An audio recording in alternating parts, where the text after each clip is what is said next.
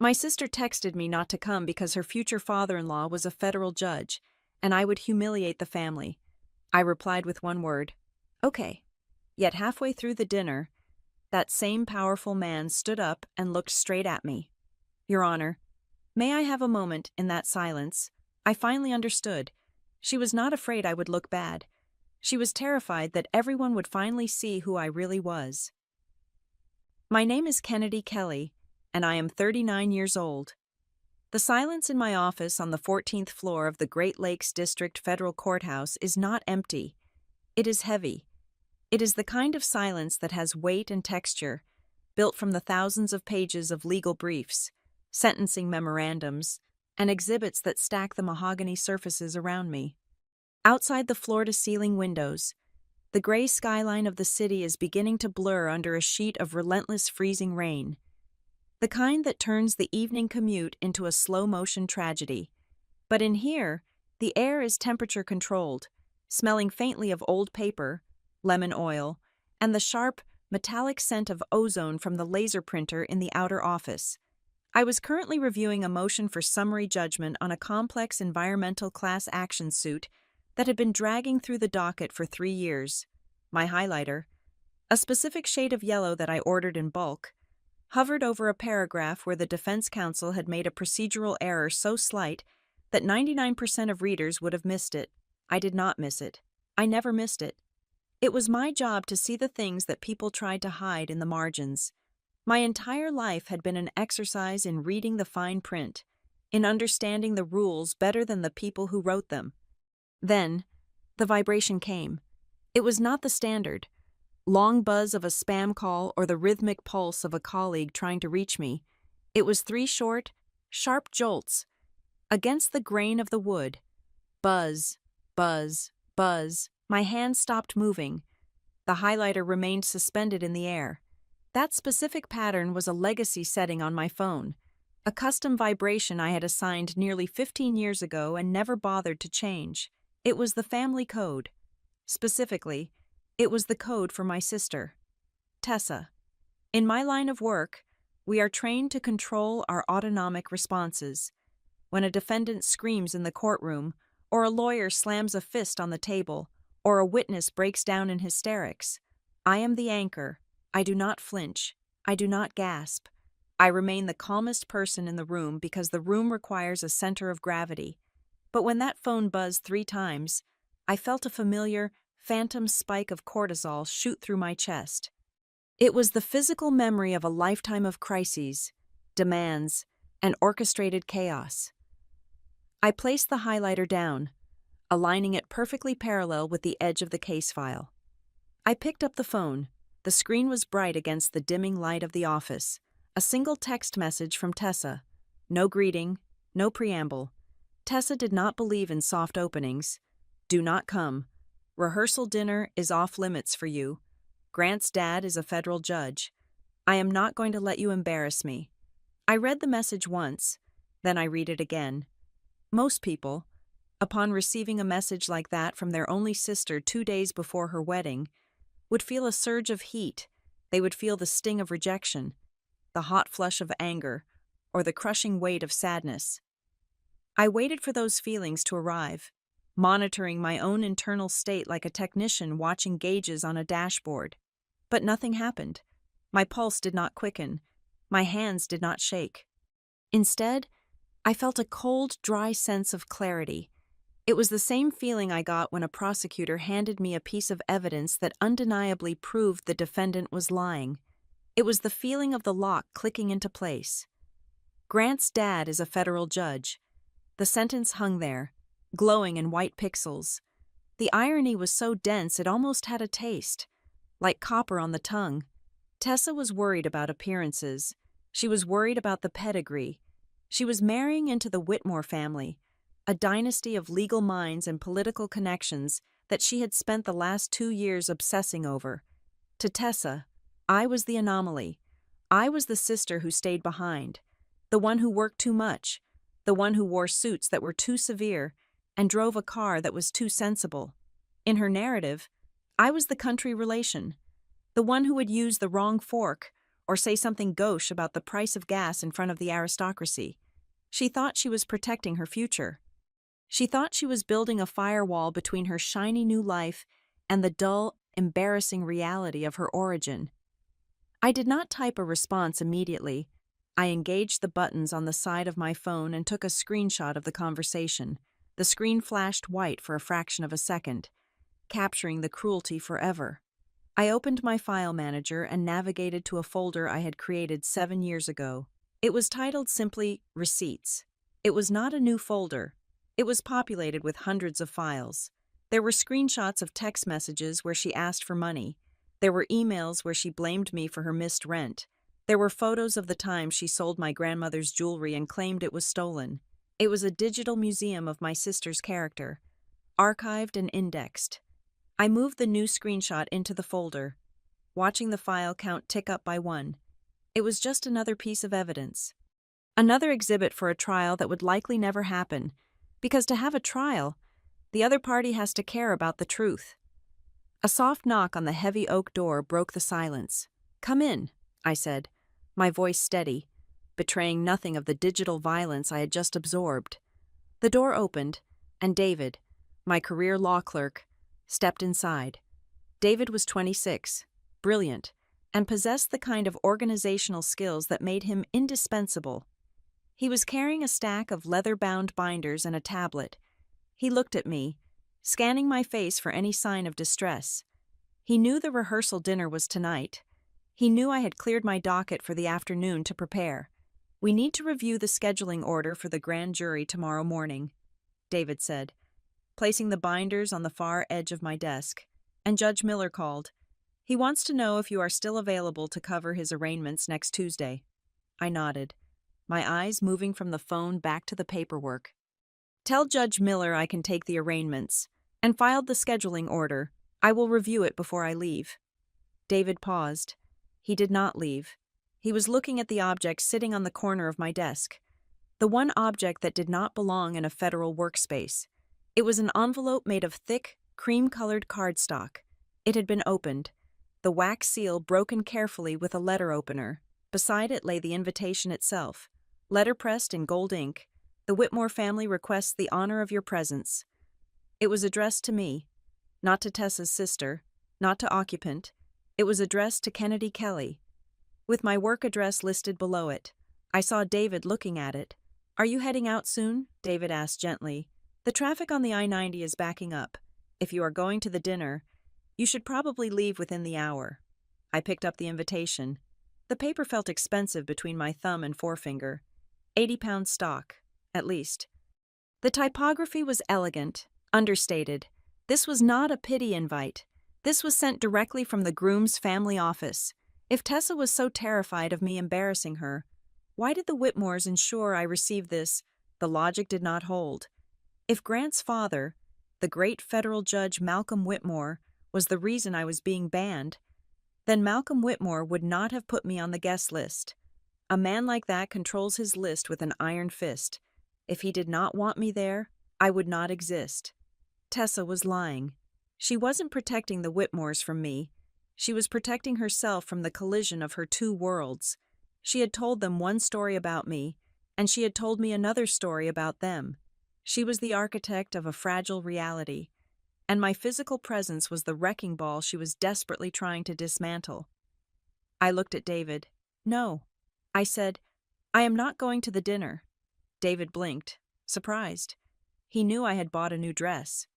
He knew I had arranged my entire week around this. "Oh, I am sorry. Is everything okay?"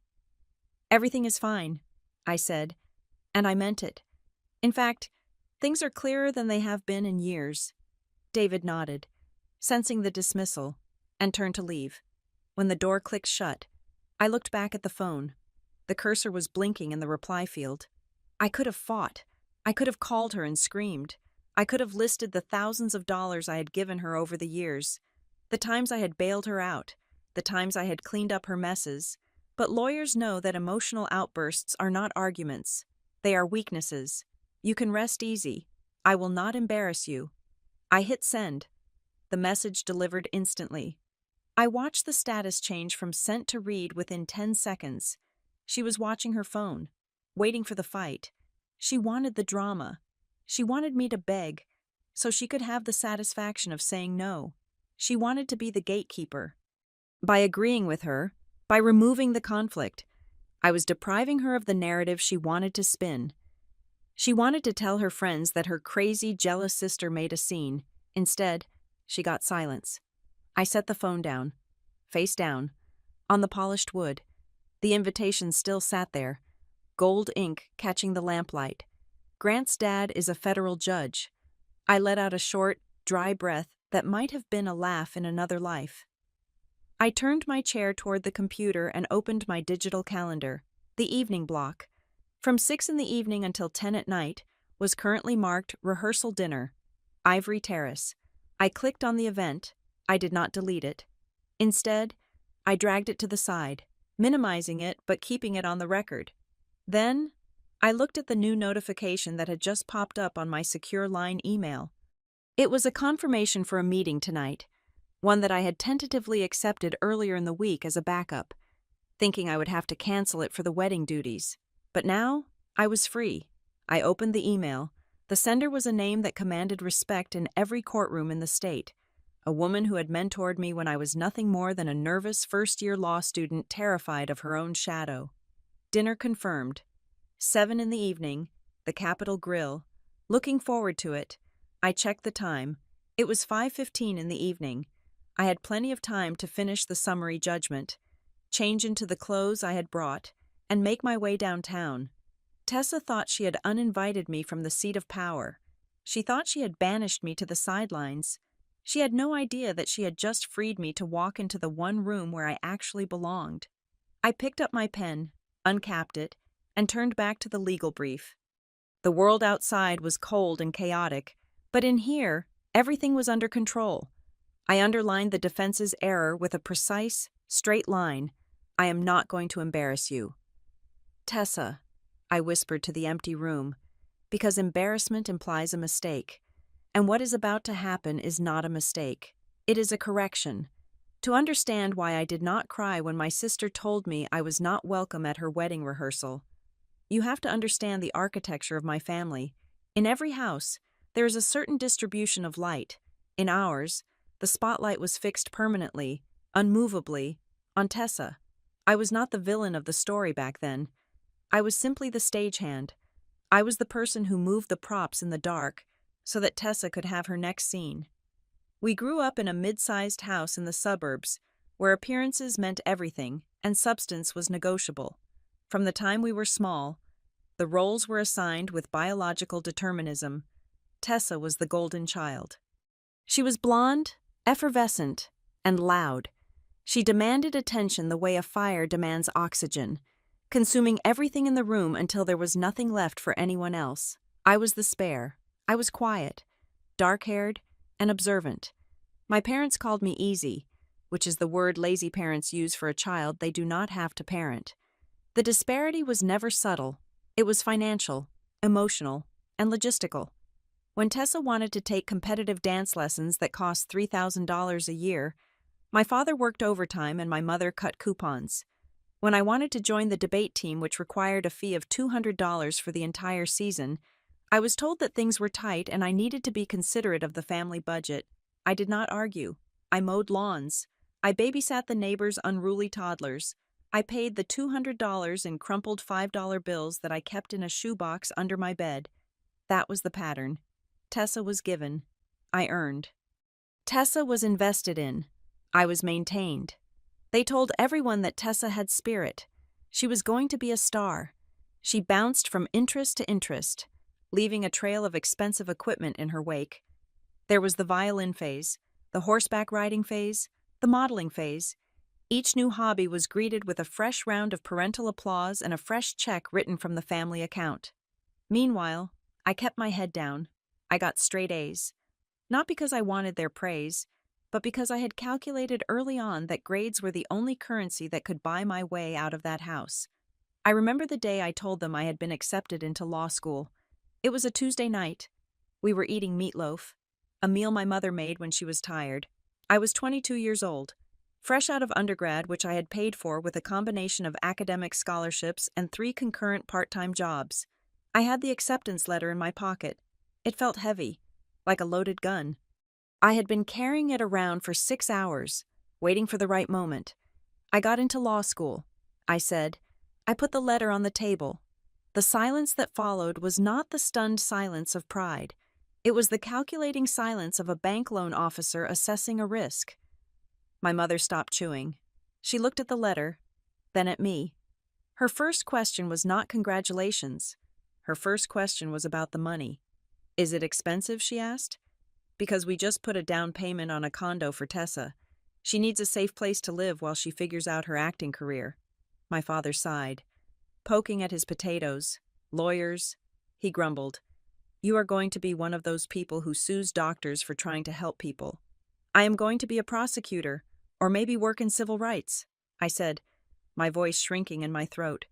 Tessa, who was 24 at the time and currently between jobs, laughed. She reached over and took a roll from the basket. Well, I hope you make a lot of money. Ken, you are going to need it. You are going to be so bored. Imagine reading books all day. That was it. That was the celebration. No champagne, no cake, no hugs. Just a worry about the cost and a dismissal of the ambition. I realized then that to them, my success was not a point of pride. It was a threat. If I succeeded without their help, it highlighted how much help they gave Tessa. If I became something substantial, it made Tessa's drifting look like failure. So, they had to minimize me. They had to frame my ambition as coldness, my independence as selfishness. From that day forward, I stopped sharing. I initiated a policy of information embargo. I did not tell them when I made law review. I did not tell them when I secured a clerkship with a prestigious state judge. I did not tell them when I passed the bar exam in the 99th percentile. I just showed up for holidays, smiled politely, and answered their questions with vague pleasantries. How is work, my mother would ask. Fine, I would say. Still reading all those dusty books, my father would joke. Something like that. I would reply. They interpreted this silence as arrogance. They told the extended family that I was distant, that I thought I was better than them. They did not understand that I was protecting myself. I was building a silo around my life so they could not contaminate it. Meanwhile, Tessa's life was a public performance. Her career path was a jagged line of failures that were always reframed as adventures. She was a receptionist, then a lifestyle blogger, then a yoga instructor, then a social media coordinator for a boutique that went bankrupt in 6 months. Through it all, my parents applauded her bravery. They bailed her out of credit card debt twice. They co-signed leases she broke. They created a safety net so thick she could never actually hit the ground. But since she could not find an identity in work, she found it in men. This was the second pillar of Tessa's existence. She did not date men. She dated resumes. She dated zip codes. She dated job titles. In her late 20s, there was the surgeon. She didn't talk about his humor or his kindness. She talked about the hospital he was affiliated with and the country club where his parents were members. When that ended because he realized she was more interested in his Amex Black Card than his thoughts, she was devastated, not because she lost him, but because she lost the access. Then there was the real estate developer, then the investment banker. Each time, the introduction was the same. She would bring them to dinner and present them like a trophy she had hunted, and then, 18 months ago, she met Grant. I remember the first time she told me about him. She called me at work, breathless. Kennedy, you are not going to believe who I am seeing, she said. I was in the middle of drafting a sentencing memorandum, but I put my pen down. Who is it, I asked. His name is Grant Whitmore, she said, and then, before she told me what he looked like, or how they met, or if he made her laugh, she dropped the line that she would repeat to everyone she met for the next year and a half. His dad is Malcolm Whitmore, the federal judge. She said the words federal judge with a capitalization that you could hear. To her, it was not a job description. It was a brand. It was the ultimate accessory. I knew who Malcolm Whitmore was. Everyone in the legal community in the Great Lakes District knew who he was.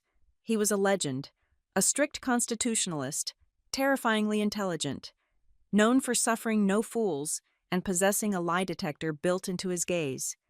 The idea of my flighty, superficial sister sitting at a dinner table with Malcolm Whitmore was almost comical.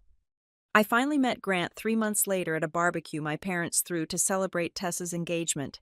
Grant was nice. That was the best word for him. He was a commercial real estate lawyer. Quiet, well-dressed, with the kind of soft, unobtrusive manners that come from old money. He looked tired. He looked like a man who was used to following a script that had been written for him before he was born. I watched them together across the backyard. Tessa was hanging off his arm, beaming, talking loudly to my aunt about the wedding venue they were looking at in the city. Grant was smiling, but his eyes were not engaged. He was nodding at the right times, sipping his drink, drifting.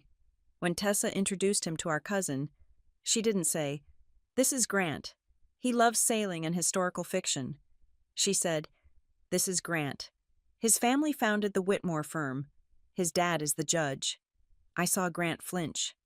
It was a microscopic movement, a tightening of the jaw, a slight shift of the eyes to the ground. He hated it. He hated being his father's son before he was his own person. But Tessa did not see it.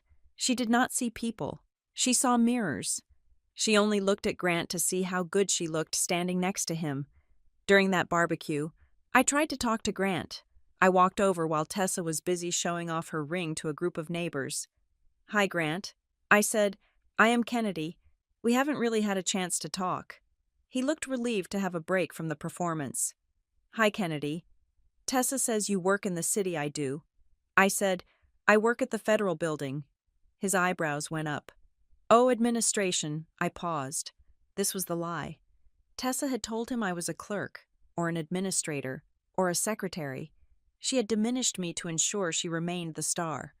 If I told him right then that I was a judge, that I had been appointed to the bench 6 months ago after a stellar career as a federal prosecutor, it would have shattered the reality she had built. It would have humiliated her. And despite everything, despite the years of neglect and the passive-aggressive comments, I still had that stupid, ingrained reflex to protect her. Something like that. I said, taking a sip of my iced tea. "I handle a lot of paperwork." Grant nodded. "Losing interest. That is good. Stable work." He did not ask more. He did not care. To him, I was just the sister-in-law, a background character in the merging of their dynasties.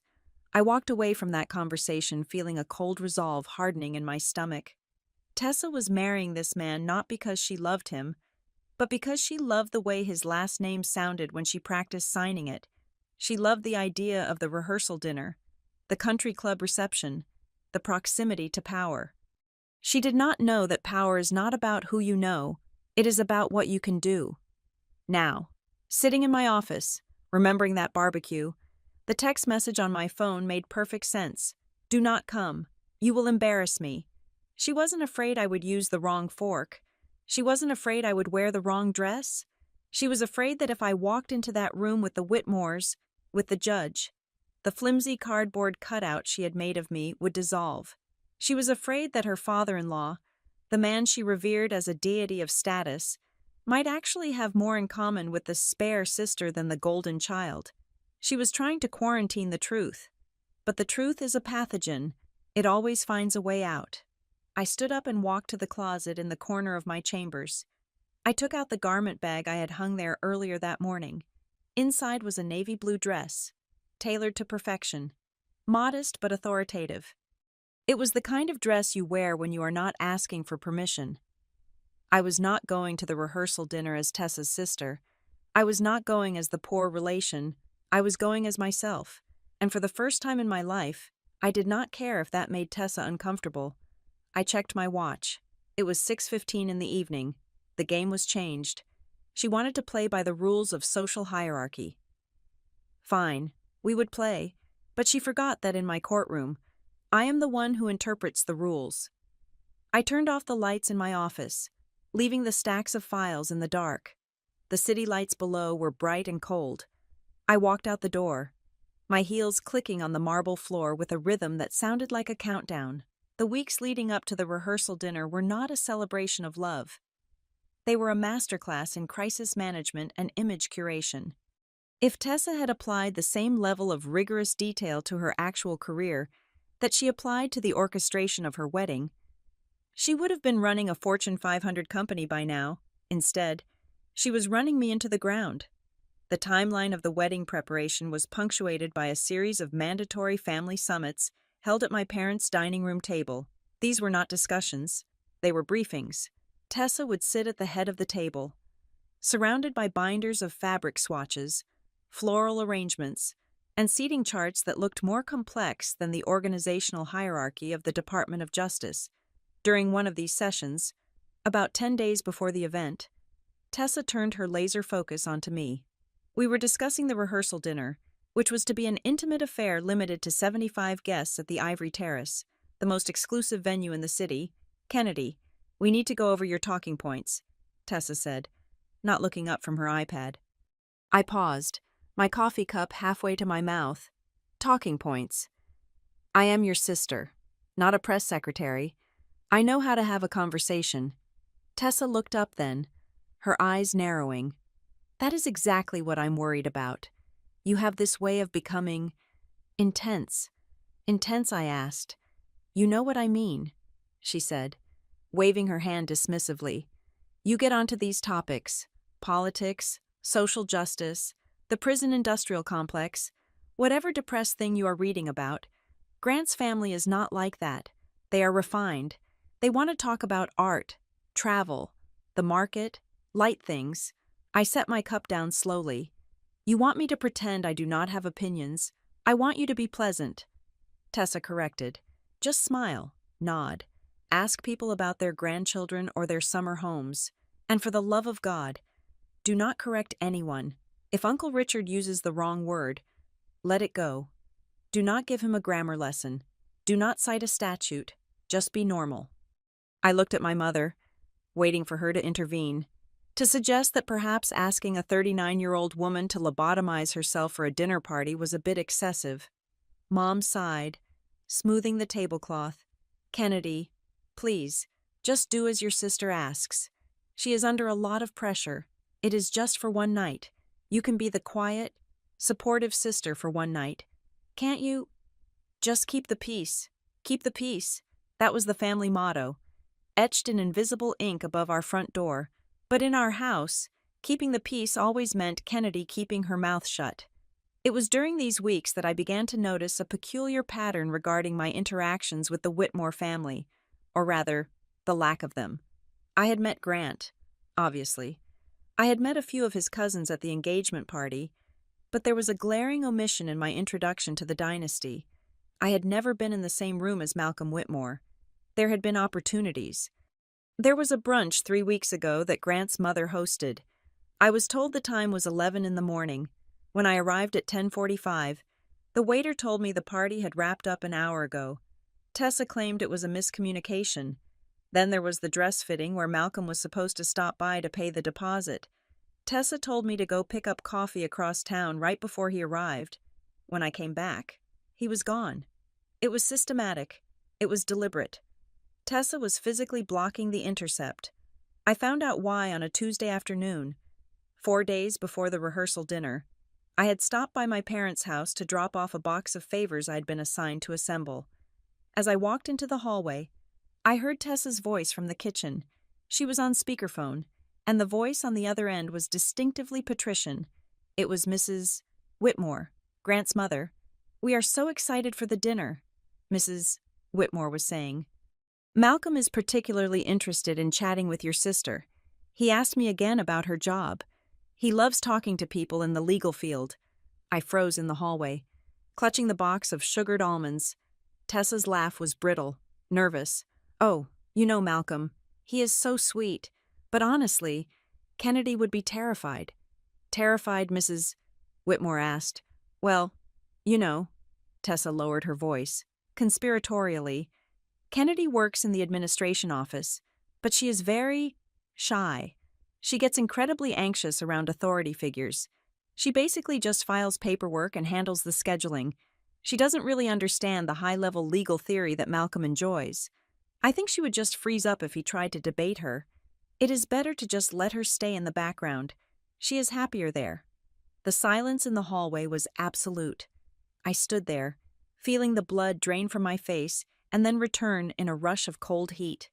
It was not just a lie, it was a demolition. She hadn't just downplayed my career, she had invented a persona for me that was the antithesis of who I was.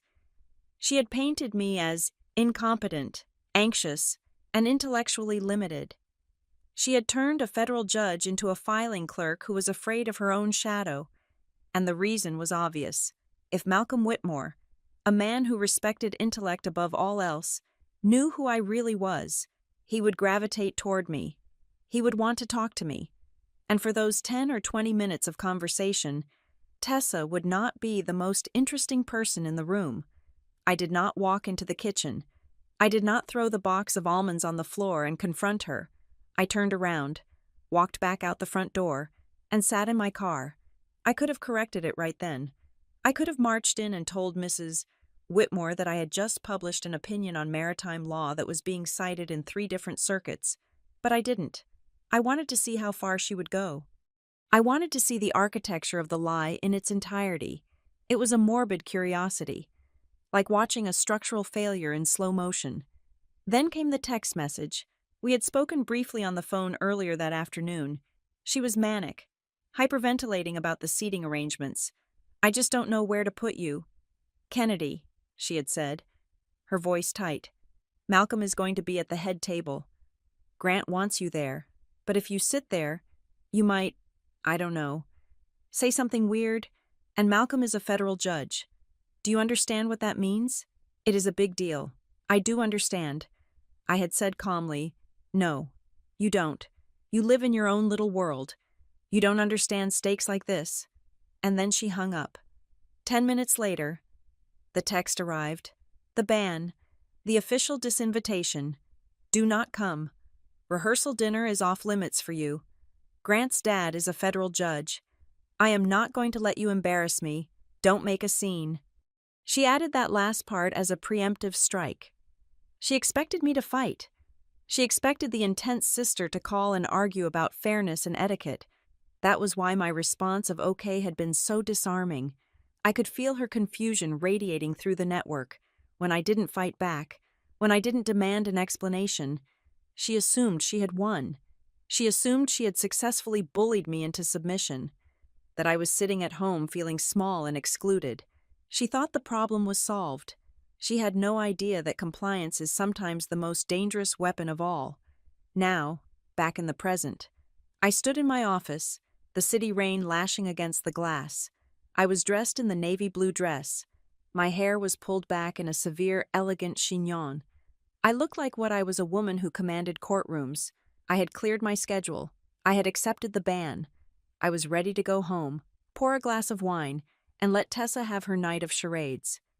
But the universe, it seemed, had a sense of irony to match my own. My personal cell phone rang. It was not a number I recognized immediately, but it was a local area code. I hesitated, then swiped to answer. "This is Kennedy Kelly," I said, my voice switching automatically to its professional timbre. Kennedy. The voice on the other end was unmistakable. It was deep, raspy, and carried the kind of authority that could stop a bailiff in his tracks from 50 feet away. It was a voice I hadn't heard in 6 months, not since the annual judicial conference. Judge Marjorie Klein. Marjorie was 72 years old, the first woman appointed to the bench in our district, and a living legend. She had taken me under her wing when I was a 24-year-old clerk who didn't know how to stand up for herself.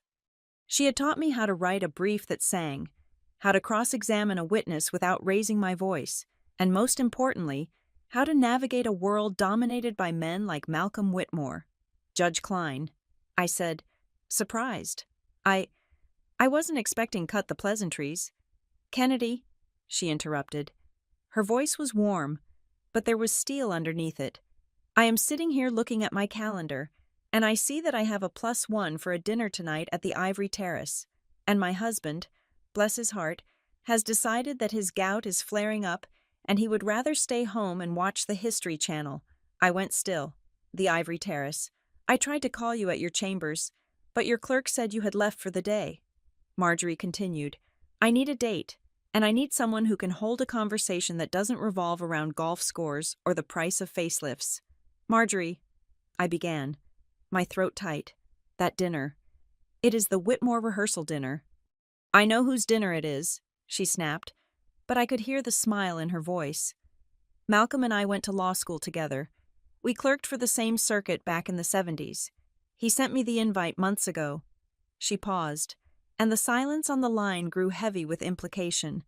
I also heard, through the very efficient grapevine that is my hairstylist, who also happens to do your mother's hair, that you are not attending. Something about a conflict. It wasn't a question. Marjorie Klein did not ask questions she didn't know the answer to. She knew. She knew Tessa had cut me out. She knew the game was rigged. I took a breath. I was asked not to come, I figured, Marjorie said dryly.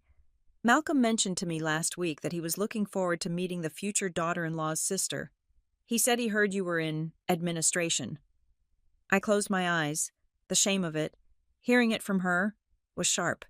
He seemed to think you were a secretary. Marjorie said, I didn't correct him then. I thought it would be more fun if you did it yourself. She let that hang there. I am outside your building. Kennedy, the driver is double parked. You have 5 minutes to get down here. I looked at the reflection of myself in the dark window. I looked at the receipts folder on my phone. I looked at the empty office. But Tessa. I started. The old habit of deferring to my sister's wishes rising up one last time. Tessa is a child playing dress-up, Marjorie said, her voice dropping an octave, becoming the voice that had sentenced cartel bosses and corrupt senators. You are a federal judge. Stop acting like the defendant and start acting like the verdict. The words hit me like a gavel strike. Tonight, you are coming with me, she commanded, and we are going to clear up a few misconceptions. I didn't argue. I didn't hesitate. I grabbed my coat and my clutch. I will be right down. Your Honor. I hung up the phone. My hand was steady. My heart was beating a slow, heavy rhythm of anticipation. I wasn't going to make a scene. I was going to make a correction. And as every lawyer knows, the record must always reflect the truth. The heavy door of the black Lincoln town car clicked shut, sealing out the noise of the city and the freezing rain. Inside, the air smelled of expensive leather and Marjorie's signature scent, a mix of sandalwood and something sharp like white pepper. Judge Marjorie Klein sat on the other side of the back seat, looking immaculate in a charcoal wool coat. She did not look like a woman of 72. She looked like a monument that had decided to get up and walk around. Her silver hair was cut in a sharp bob that swung like a blade when she turned her head. Buckle up, Kennedy, she said, tapping the partition glass to signal her driver. We have a reservation to crash. But first, we need to talk. The car pulled away from the curb, sliding into the evening traffic. My hands were resting in my lap, clutching my small clutch bag so tightly my knuckles were white. The adrenaline from my decision in the office was starting to curdle into nausea. I was about to walk into a room where I had been explicitly forbidden, to confront a sister who had spent my entire life rewriting my reality. Marjorie watched me. She had been watching me for 15 years. Ever since I was a stammering first-year associate who had tripped over my own opening statement in her courtroom. She had not scolded me that day. She had called me into her chambers, poured me a cup of black coffee, and told me that my argument was sound, but my voice was apologizing for existing. Stop apologizing, she had said. The law does not care if you are nice. It cares if you are right. Since then, she had become the mother I wished I had. She was the one who pinned my new badge on me when I was sworn in. She was the one who took me to dinner when I won my first federal case. My biological family saw a useful inconvenience. Marjorie saw a successor. So, Marjorie said, her voice cutting through the quiet hum of the engine, tell me exactly what the text said. Do not paraphrase. I want the transcript. I pulled out my phone, unlocked it, and handed it to her. She held the device at arm's length, squinting slightly through her reading glasses. She read the message in silence. Then she read it again. A low, dry sound escaped her throat. It was a laugh, but it had no humor in it. It was the sound a wolf makes when it sees a rabbit running into a trap. She handed the phone back to me. "She is not worried about the judge," Marjorie said, removing her glasses and folding them precisely. "She is worried about the comparison." I looked out the window at the blurred lights of the city. She said she didn't want me to embarrass her. She told Grant's mother I work in administration. She told them I am shy. Marjorie snorted. "You shy you cross-examined the CEO of a pharmaceutical company for 6 hours without taking a sip of water. You made a witness cry just by raising your eyebrow. The only thing you are shy about, Kennedy, is admitting that you have outgrown the people who raised you." She shifted in her seat, turning to face me fully. "Let me tell you something about Malcolm Whitmore," she said. I looked at her. I only knew Malcolm Whitmore by reputation. He was the lion of the Seventh Circuit. His opinions were required reading in law school. He was terrifying, brilliant, and notoriously cold. Marjorie smiled, a wicked glint in her eyes. "Malcolm and I went to law school together at Yale. We were study partners. We clerked for the same cranky old judge in 1976. I have seen Malcolm Whitmore drunk on cheap wine. I have seen him panic over a lost briefing paper. He is not a deity, Kennedy. He is a man, a brilliant man. Yes, but a man who values one thing above all else." She leaned in closer. "Intellect. Malcolm does not care about pedigree. He does not care about money. He finds social climbers exhausted and boring. He likes people who can think." She paused, letting that sink in. "When I got the invitation to this rehearsal dinner 3 months ago, I called him to congratulate him on his son's engagement.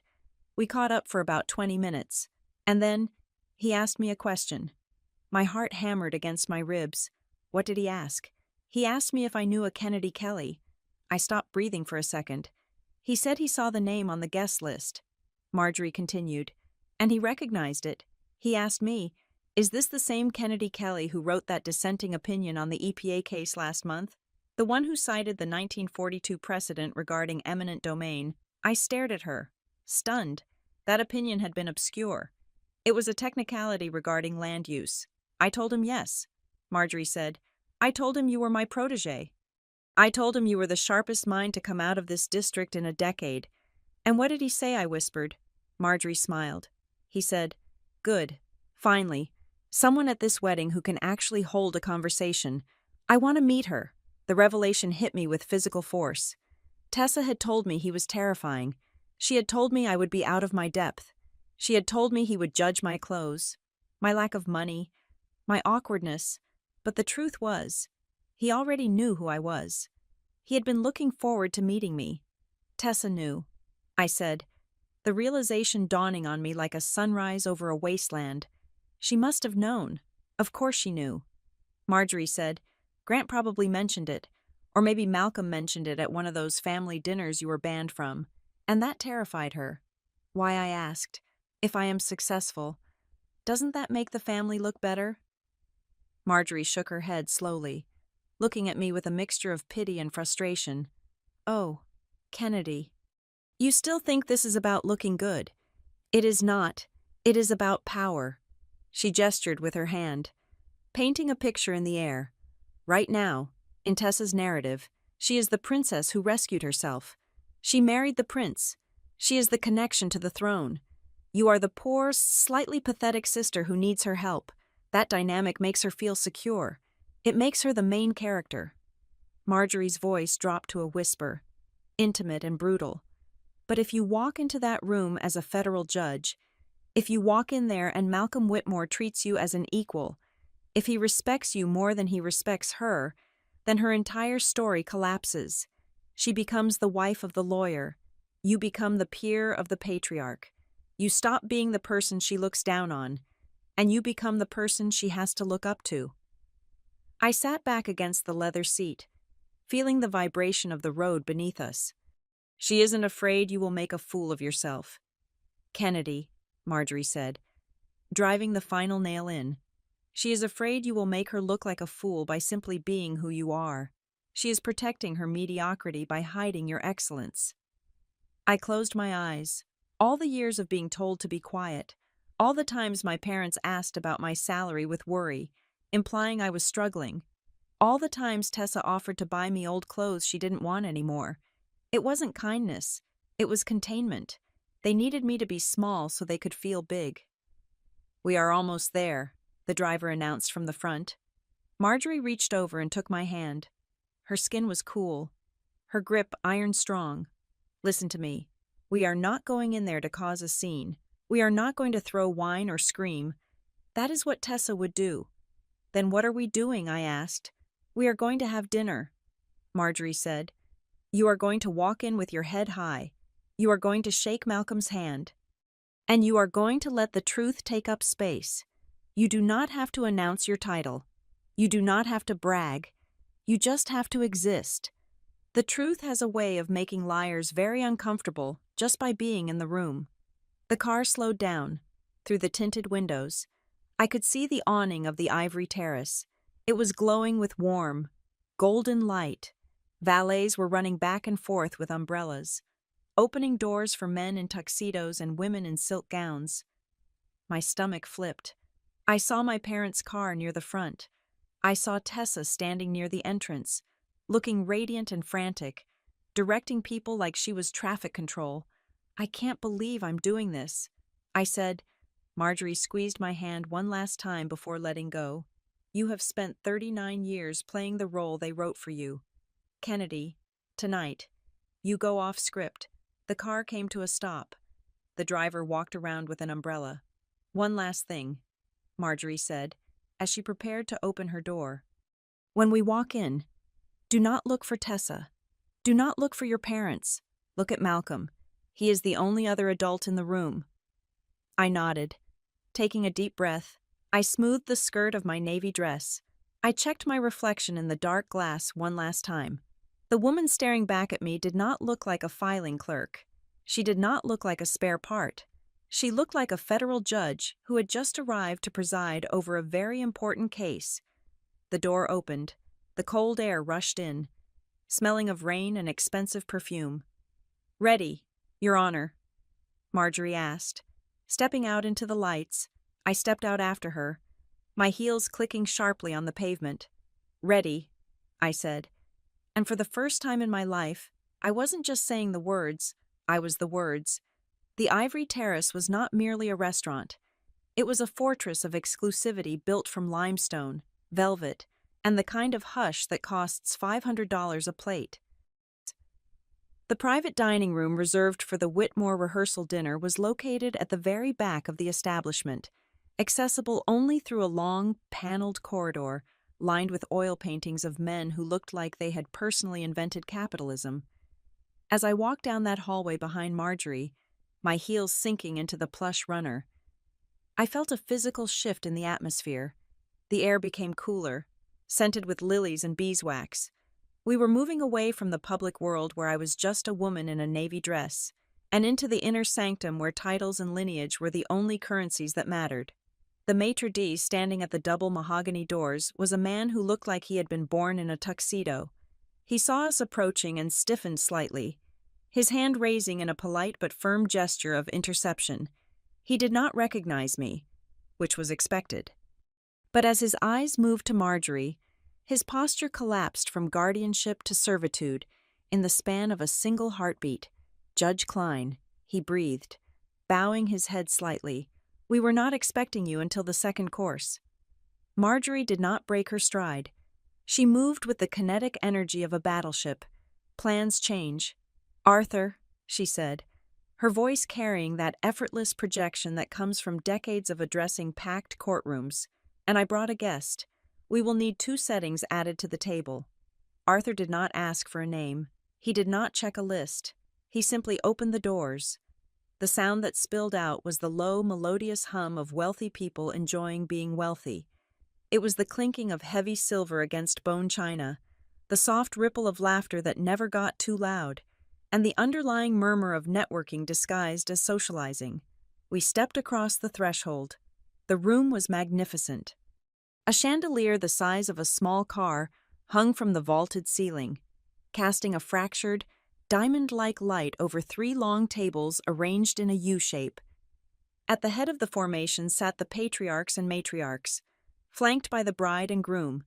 For the first 3 seconds, no one noticed us. We were just movement in the periphery. Perhaps staff bringing more champagne or clearing plates. I scanned the room, my heart hammering a frantic rhythm against my ribs. Though my face remained a mask of judicial calm, I saw my parents first. My father was laughing too hard at a joke someone else had made, a sure sign he was nervous. My mother was picking at her salad, her eyes darting around the room as if checking for invisible threats. And then, I saw Tessa. She was standing near the head table, holding a glass of champagne, leaning over to whisper something to Grant. She looked stunning in a cream-colored silk dress that likely cost more than my first car. She was radiant, glowing with the triumph of having successfully pulled off the social event of the season. She turned her head, perhaps sensing a disturbance in the air, or maybe just doing a routine scan of her domain. Her eyes swept over the entrance. They passed Marjorie, then they landed on me. I watched the transformation happen in real time. It was like watching a film reel melt in a projector. The practiced, beatific smile that had been plastered on her face faltered. The corners of her mouth twitched downward. Her eyes widened, not with surprise, but with a primal, animalistic panic. The color drained from her cheeks so fast it looked like a magic trick, leaving her pale and ghostly under the crystal lights. She froze. For a split second, she was paralyzed by the sheer impossibility of what she was seeing. In her mind, I was safely contained in my apartment, ashamed and obedient. My presence here was a glitch in her carefully coded reality. Then, the paralysis broke. She set her champagne glass down on the table with a clatter that was just loud enough to turn a few heads nearby. She didn't excuse herself. She didn't smooth her dress. She practically lunged toward us, abandoning her fiancé mid-sentence. She crossed the room with a speed that was bordering on undignified. Her eyes were locked on me, blazing with a mixture of fury and terror. She reached us before we had taken 5 steps into the room. "What are you doing here?" she hissed. Her voice was a strangled whisper, pitched low so the rest of the room wouldn't hear. But the venom in it was palpable. She positioned her body between me and the head table, acting as a human shield, trying to block me from the view of the important people. "I told you not to come," she said, her hands trembling where they were clenched at her sides. "I told you explicitly, you are not welcome here. You are going to ruin everything. Get out. Now." She didn't even look at Marjorie. She was so blinded by her need to excise me from the room that she didn't register the federal judge standing 12 inches to my left. I opened my mouth to speak, to offer some calm, rational explanation. But Marjorie beat me to it. "Excuse me," Marjorie said. The tone was not loud. It was not aggressive. It was the tone Marjorie used when a lawyer made a frivolous objection in her court. It was a tone of absolute, crushing dismissal. Tessa flinched, snapping her head toward Marjorie. She blinked, trying to place the older woman. She saw the expensive coat, the pearls, the way Marjorie held herself, Tessa's social radar, usually so sharp, jammed. She didn't know if this was a relative, a donor, or a senator.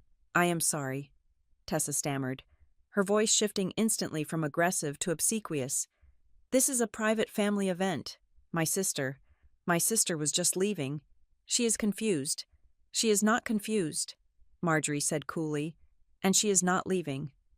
Tessa looked back at me, her eyes pleading and hateful all at once. "Kennedy, please, don't do this to me. Just go. I am a guest," Marjorie continued, stepping forward and forcing Tessa to take a step back. "I was invited by Malcolm, and Kennedy is my +1. Tessa's mouth opened, but no sound came out. The logic didn't track. Her sister, the office administrator, the poor relation, was the guest of a woman who spoke with the authority of God. "Who are you?" Tessa whispered, the fear starting to bleed into her voice. At that moment, the conversation at the head table died down. The commotion at the door had finally drawn the attention of the room. People turned in their chairs. I felt the weight of 50 pairs of eyes landing on us. Grant looked up. He saw me, and his expression was one of pure confusion. He looked from Tessa's panicked back to my calm face, trying to piece together a puzzle he didn't know he was solving. And then, Malcolm Whitmore turned.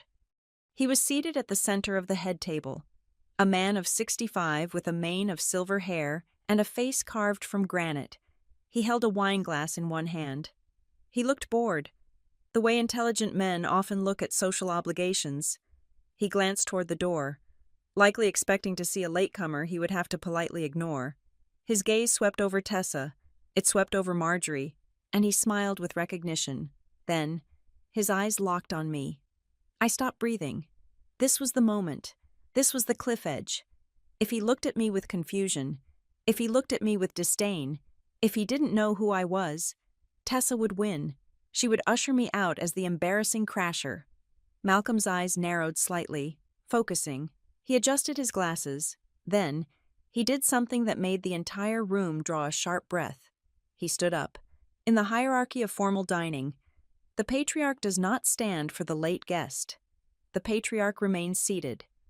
But Malcolm Whitmore pushed his chair back and rose to his full height. He placed his napkin on the table. He didn't look at his son. He didn't look at his future daughter-in-law. He walked around the table, bypassing the servers, bypassing the family friends. He walked straight toward us. Tessa stepped back, her face draining of the last dregs of color. She looked at Malcolm, then at me, waiting for him to order the security to remove me. She opened her mouth to provide him with the narrative. "Malcolm, I am so sorry," she began, her voice trembling. "My sister just showed up. I was just telling her to—" Malcolm didn't even hear her. He walked right past her as if she were a piece of furniture. He stopped 3 feet in front of me. The room was silent. Absolutely. Terrifically silent. You could hear the hum of the wine fridge in the corner. Malcolm Whitmore looked me in the eye. There was no judgment in his face. There was only the deep, respectful recognition of one warrior acknowledging another across a battlefield. He extended his hand. "Your Honor," he said, his voice booming in the quiet room. "I did not expect to see you here." The words hung in the air like smoke. "Your Honor, it wasn't a mistake. It wasn't a slip of the tongue." He said it with the capitalization and the reverence the title demanded. I took his hand. His grip was firm, dry, and warm. "Good evening.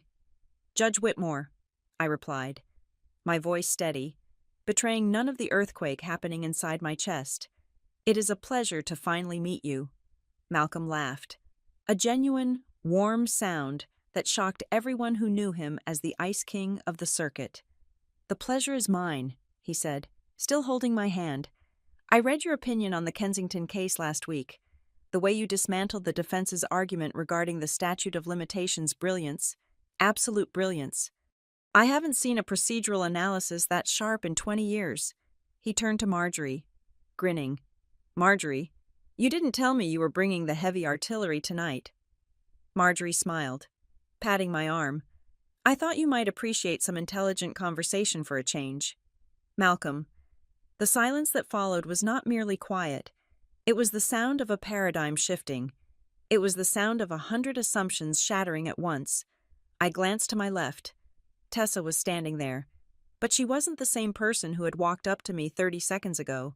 She looked like she had been struck by lightning. Her mouth was slightly open. Her eyes were darting from Malcolm to me, trying to process the data that contradicted every single thing she had told herself, and everyone else, for the last 5 years. "Your Honor." The words formed on her lips, but she didn't have the breath to say them. Grant was standing now, too.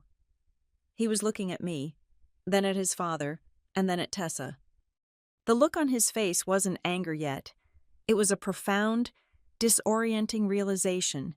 He looked like a man who had bought a ticket to a comedy and suddenly realized he was watching a documentary. My parents were frozen at their table. My father's fork was halfway to his mouth. My mother was gripping her napkin so hard her knuckles were yellow. They knew I was a lawyer.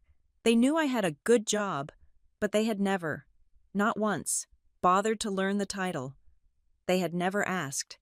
And hearing the most powerful man in the room address their spare daughter with a title that outranked everyone else at the table, it was incomprehensible to them. Malcolm didn't notice the tension. Or perhaps he did, and he simply didn't care. He was focused entirely on me. "Please," he said, gesturing toward the head table. "We have space. I want to hear your thoughts on the new sentencing guidelines. I have been arguing with the committee all month, but I have a feeling you might have a different perspective." He wasn't kicking me out. He was inviting me to the seat of power. I looked at Tessa. For one brief second, our eyes met. In that glance, she didn't see her sister. She didn't see the administration clerk. She saw the stranger I had become while she was busy looking in the mirror. She saw the judge, and I saw the terror of a woman who realizes that her entire identity is built on a foundation that just turned to sand. "I would love to, Judge Whitmore," I said. Malcolm offered me his arm. Marjorie took his other side, and together, we walked past my stunned sister, past my gaping parents, and past the confused groom, straight to the head of the table. As I sat down, the server rushed over to pour wine into my glass. The sound of the liquid hitting the crystal was the only sound in the room.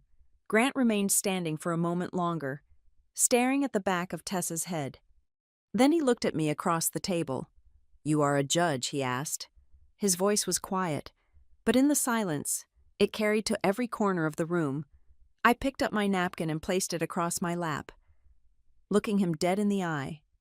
"Yes, Grant," I said, "I am." Grant turned slowly to look at Tessa. "You told me she was a secretary," he said. The accusation was flat, devoid of emotion, which made it all the more devastating. Tessa stood there, alone in the middle of the floor, wearing a dress that cost $3,000, looking like the poorest person in the world. The silence that followed Grant's accusation was not empty. It was heavy, suffocating, and absolute. It was the kind of silence that usually precedes a verdict, the moment when the jury looks at the defendant and the air leaves the room. Grant remained standing. His hands were gripping the back of his chair so tightly that the knuckles were white. He looked at his father, then at me, and finally settled his gaze on Tessa. "Dad," Grant said, his voice trembling with a mixture of confusion and dawning horror. "You know her. You actually know Kennedy." Malcolm Whitmore took a sip of his wine. He did not look at his son. He looked at me, his eyes bright with the intellectual curiosity of a man who had finally found an equal at a table of subordinates. "Know her," Malcolm repeated, the words rolling out with a rich baritone authority. "Grant, do you remember the conversation we had last Sunday about the appellate decision regarding the Interstate Commerce Clause? The one I said was the most lucid piece of legal writing I had seen in a decade." Grant nodded slowly. "Yes, you said the judge who wrote it was a genius." Malcolm gestured to me with his wine glass. "That was her." Malcolm said simply, "That was Judge Kelly. I read her rulings for pleasure. Son, I cite her decisions in my own courtroom." The collective gasp in the room was audible. It rippled down the long tables like a wave. My parents, seated 4 chairs away, looked as though they had been struck by a physical blow. My mother's mouth was hanging open, an expression of grotesque shock that shattered her carefully composed facade. Judge Marjorie Klein, seated to my left, leaned forward. She placed her elbows on the table, interlacing her fingers. Kennedy was the youngest federal appointment in the history of the Great Lakes District, Marjorie announced. Her voice was calm, conversational, but it carried to the back of the room. She has a 98% affirmation rate on appeal. In our world, she is not just a participant, she is a heavyweight. Tessa made a sound that was half whimper, half laugh. It was the sound of a desperate animal trying to find a way out of a trap. "She never told me," Tessa stammered, looking around the table for allies. Her eyes were wide, wet with panic. "She never said anything. I didn't know. How could I know? She keeps everything a secret." I turned my head slowly to look at my sister. I did not raise my voice. I did not frown. I gave her the same blank, impartial look I give to defendants who try to lie about their whereabouts on the night of the crime. "I never told you," I said, my voice cutting through her panic like a scalpel. "Because you never asked. I asked you about work all the time," Tessa shrieked, her voice cracking. "No," I corrected her. You asked me if I was still working at that building downtown. You asked me if I could get you free parking. You asked me if I could afford to buy the dress you picked out. But in 15 years, Tessa, you have never once asked me what my title is. You have never asked me what I do all day. You have never asked me a single question that required an answer longer than yes or no. I looked past her to my parents. They were shrinking in their seats, trying to become invisible. Malcolm followed my gaze. He turned his terrifying intellect toward my mother and father. You, Malcolm said. He did not use their names. He addressed them as the entities responsible for this failure. You are her parents. Are you telling me that you are unaware that your daughter is a federal judge? My father cleared his throat. He looked like he was trying to swallow a stone. Well, we knew she was in law. We knew she did. Legal things. But Kennedy is very private. She doesn't like to brag. It is not about bragging, sir, Malcolm snapped. It is about paying attention. How do you miss the fact that your child is one of the most powerful legal minds in the state? Did you never visit her office? Did you never attend a swearing-in ceremony? My mother spoke up then, her voice thin and defensive. We were busy. Tessa had her dance competitions. And then the wedding planning. Kennedy has always been independent. She doesn't need us. Malcolm looked at them with profound disgust. Then he looked back at me. They do not deserve you, Your Honor, he said softly. Tessa, realizing she was losing the room, tried to pivot. She tried to reclaim the narrative. She walked over to Grant and reached for his arm, but he stepped back. Grant, honey, this is ridiculous, she pleaded, forcing a smile that looked like a rictus of pain. So what if she has a fancy title? She is still my sister. I was just trying to protect her. She is socially awkward. I didn't want her to feel uncomfortable around your family. I did this for her. Grant looked at her. His eyes were not loving anymore. They were analytical. He was a lawyer, too. After all, he was beginning to see the evidence. You told me she was an office administrator, Grant said. I didn't use those exact words. Tessa lied. Yes, you did, Grant said. His voice rose, sharp and hard. We were at the club 3 months ago.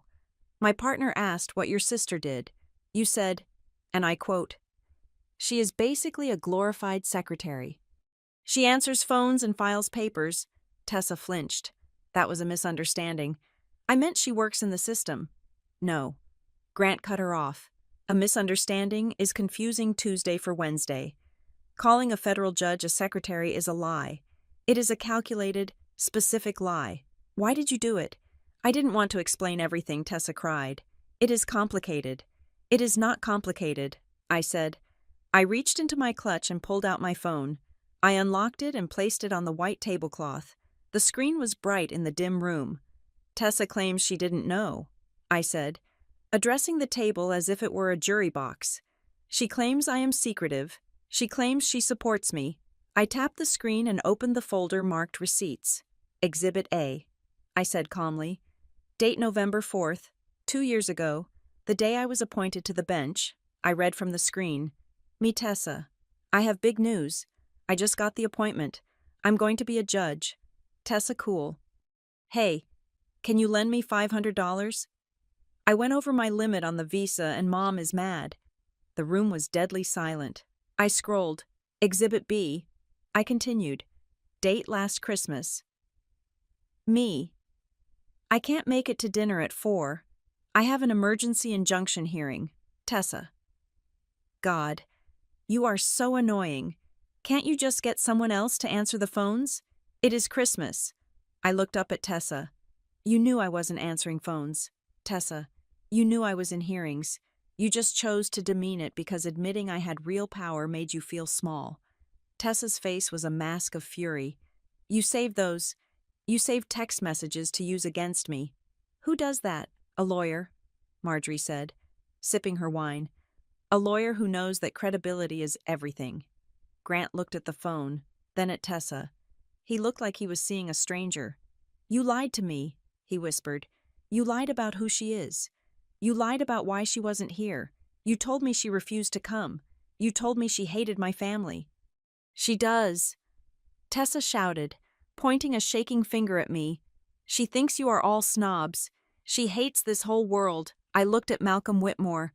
I do not hate this world. Judge Whitmore, I said softly. I hate the way my sister uses your world to make herself feel superior. I hate that she treats your family name like a designer label she bought at a discount store. Malcolm nodded slowly. He placed his hands flat on the table. Let us get to the bottom of this, Malcolm said. His voice shifted. He was no longer the dinner host. He was the judge. He turned his body toward Tessa. Young lady, I have a question for you, and I advise you, very strongly, to tell me the truth. Tessa swallowed hard. Her bravado was crumbling. Why did you ban your sister from this dinner? Malcolm asked. The real reason. Not the story about her being awkward, not the story about her embarrassing you. Why? Tessa stared at him, her breathing shallow. Because you knew. Malcolm finished for her. You knew that if she walked into this room, and I saw her, and I recognized her, your charade would be over. You knew that I would have more respect for her in 5 minutes than I have had for you in 2 years. Tessa burst into tears. It was a loud, ugly sound. It is not fair, she sobbed. It is my wedding. I'm supposed to be the important one. She always ruins everything just by being there. She is always so perfect, so smart, so righteous. I just wanted one weekend where I was the only one who mattered. There it is. I thought, the motive, pure, unadulterated narcissism. But Malcolm wasn't finished. He reached into the inner pocket of his tuxedo jacket. He pulled out a folded piece of heavy cream paper. I have one more question, Malcolm said. He unfolded the paper. It was a list. This is the guest list draft I sent to the printer 2 weeks ago. Malcolm said. I personally added Kennedy's name to it. I wanted to ensure she was seated at the head table, next to me. He looked at Tessa over the top of the paper, but when the seating chart came back from the planner yesterday, her name was gone. I called the planner this morning to ask why. Do you know what she told me? Tessa shook her head frantically. No, I didn't.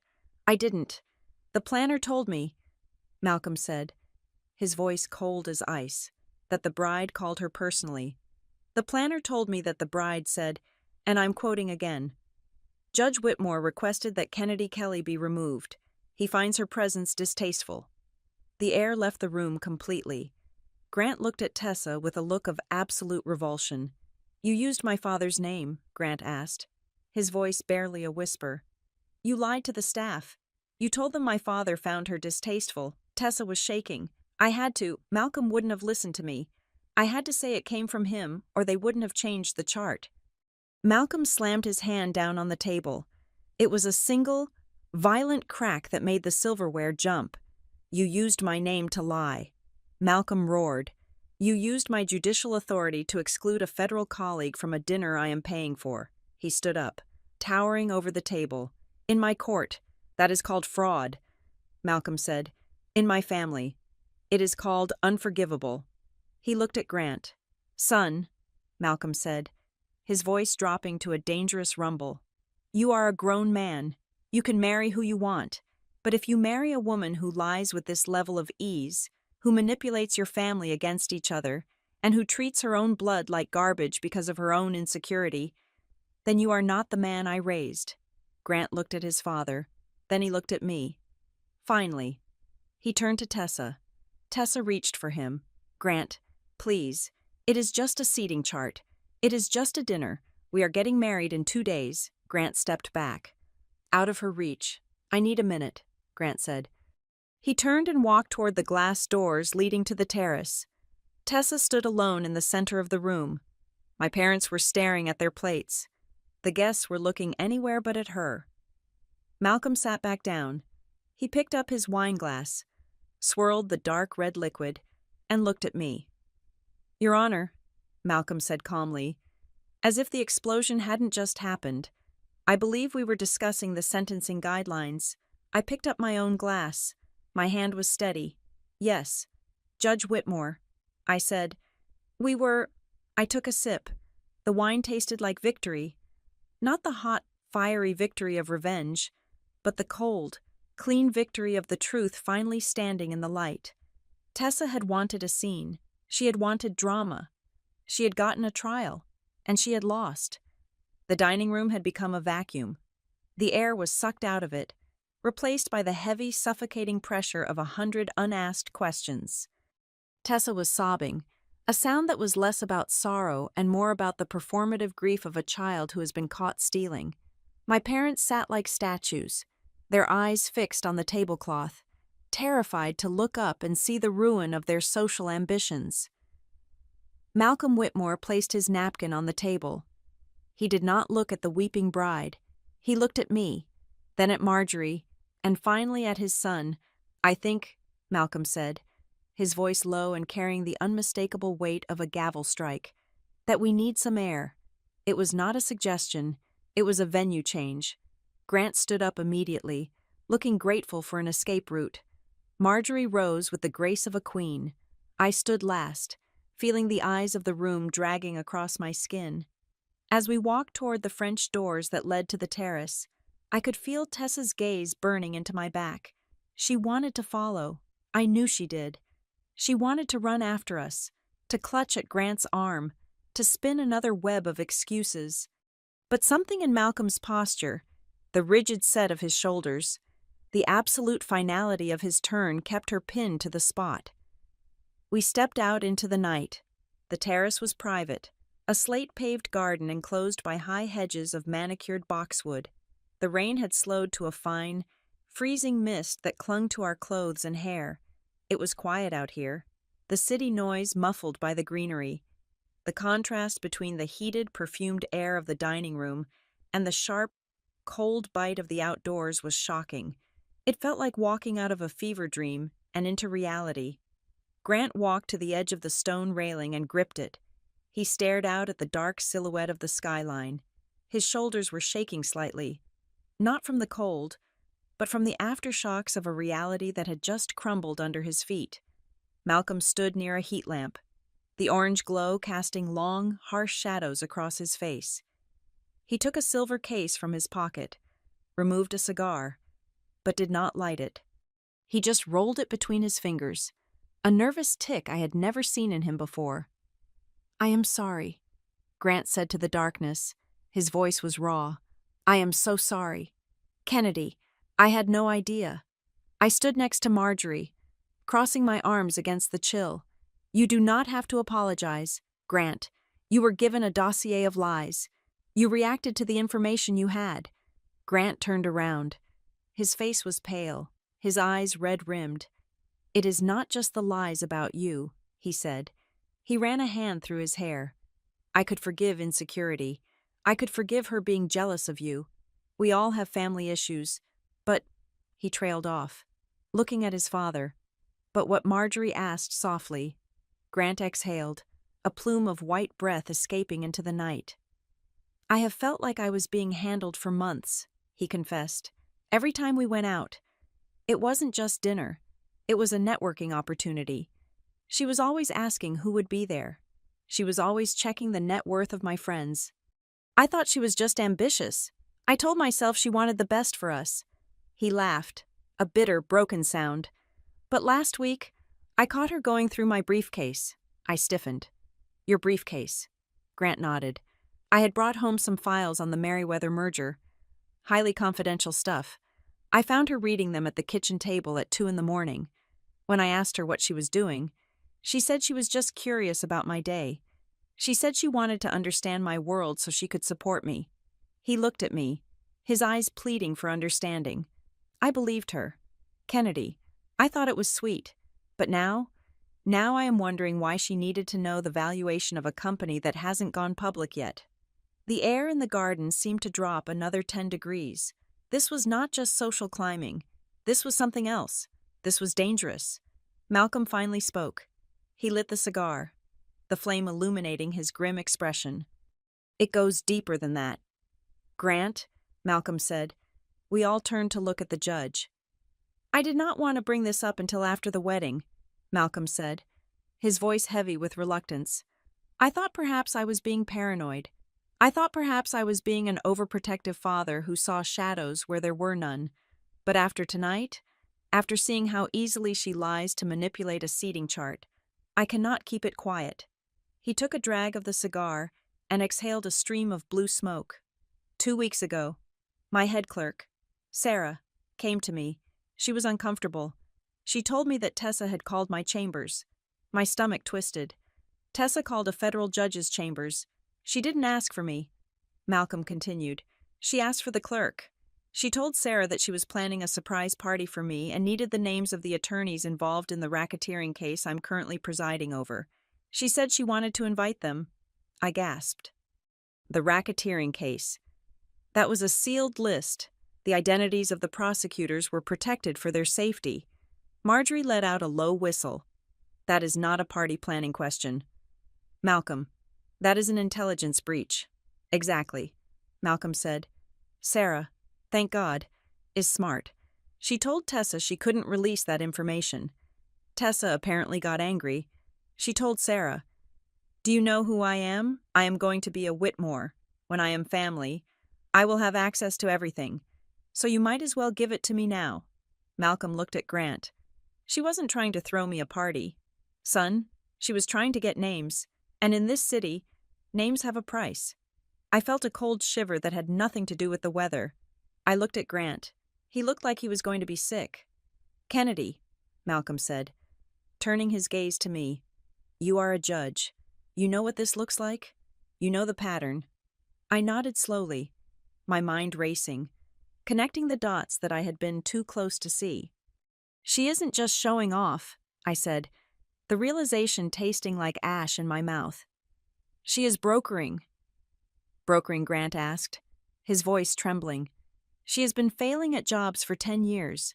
I explained, my voice steady and clinical. "She has no career. She has no money, but she has always been obsessed with the appearance of success. If she marries you—" "Grant, she doesn't just get your money. She gets your access. She gets to be the woman who knows the secrets. She gets to be the person who can whisper a name to a friend, who can leak a detail about a merger, who can trade a piece of gossip from a federal judge's private life for a favor." I looked at the terrified man who was supposed to be my brother-in-law. "She isn't marrying you for love, Grant. She isn't even marrying you for status. She is marrying you for clearance. She sees your family as a database she can mine." Grant leaned back against the stone railing, looking as if the wind had been knocked out of him. "She used my father's name to lie to a caterer."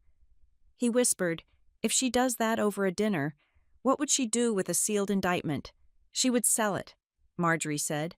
She said it without malice, just as a statement of fact. She would trade it for a seat at a better table, or a discount on a car, or just the thrill of being the one who knows. The silence stretched out, filled only by the distant hum of traffic and the hiss of the rain. The romantic tragedy of a broken engagement had vanished, replaced by the stark, terrifying reality of a bullet dodged. This wasn't a heartbreak. It was a security extraction. Marjorie turned to me. She placed a hand on my shoulder. "Kennedy," she said. Her voice was gentle but demanding.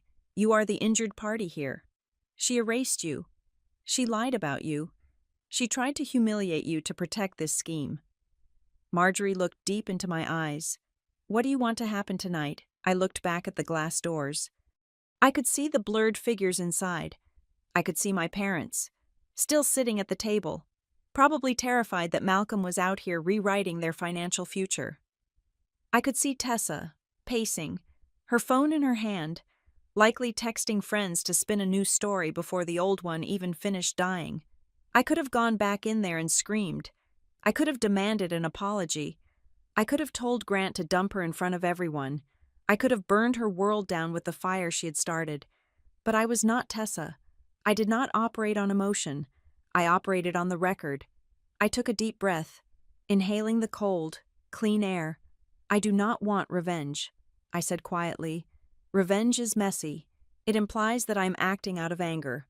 I looked at Malcolm. "I want the truth to stand in its proper place. That is all. I want the record corrected. I want Grant to make a decision based on facts, not on a performance. And I want my sister to understand that she cannot redact human beings just because they are inconvenient to her plot." Grant looked at me. He wiped his face with his hands. "If I end this," he started, his voice cracking. "If I go back in there and cancel the wedding." He looked at me with a profound sadness. "Do you feel like I am destroying your family? Am I tearing you and your sister apart forever?" It was a fair question. It was the question a good man would ask. He was worried that by saving himself, he was collateralizing my relationship with my only sibling. I looked at him, and I felt a strange, cool peace settle over me. "Grant," I said, "you are not destroying anything. You cannot break something that is already broken." I stepped closer to him. "My sister destroyed our relationship the moment she decided I was a prop she could discard to make herself look taller. She destroyed it when she lied to you about who I am. She destroyed it when she chose a seating chart over my dignity." I paused, letting the words land. "You are not canceling this wedding because of me. You are not canceling it to defend my honor. You are canceling it because you finally met the woman you are marrying." Grant nodded. A single tear tracked down his cheek, but he didn't wipe it away. He looked stronger. Suddenly, the confusion was gone, replaced by a grim resolve. "You are right," he said. He looked at his father. "I can't marry her. Dad, I can't bring her into this family, not because she is poor or because she is crazy, but because she is a security risk, and because I do not trust a single word that comes out of her mouth." Malcolm nodded. He reached out and put a hand on his son's shoulder. "A wise ruling," he said. Malcolm turned to look at the glass doors. Inside, Tessa had stopped pacing. She was staring out at us, her face pressed against the glass like a ghost. She looked small. She looked desperate. "You know," Malcolm said, looking at her with a mix of pity and disdain, "there is a fundamental truth about power that people like Tessa never understand." "What is that?" Marjorie asked. Malcolm turned back to us. "They think power is a ladder you climb by stepping on other people. They think if they stand on enough necks, they will eventually be tall enough to see the view." He dropped his cigar onto the wet pavement and crushed it out with the heel of his dress shoe. "But they forget that the people they step on are the ones holding up the floor. A marriage based on status always needs a victim to stand lower than the couple. Tessa needed you to be small, Kennedy, so she could feel big. She needed you to be the failure so she could be the success." He looked at me with profound respect, but she made a fatal error in judgment. She mistook your silence for weakness, and she mistook your humility for lack of worth. Malcolm adjusted his jacket. "Shall we go back inside?" he asked. "I believe my son has an announcement to make, and I believe, Your Honor, that you have a glass of very expensive wine waiting for you at the head table." I looked at Grant. "Are you ready?" He buttoned his jacket. He straightened his tie. He looked like a man walking to the gallows, but walking there on his own 2 feet. "I am ready," Grant said. We turned back toward the warmth and the light. We were walking back into the chaos, but this time, we were controlling the narrative. The investigation was over. The evidence had been presented. Now, it was time for the sentencing. The return to the dining room was a study in social physics.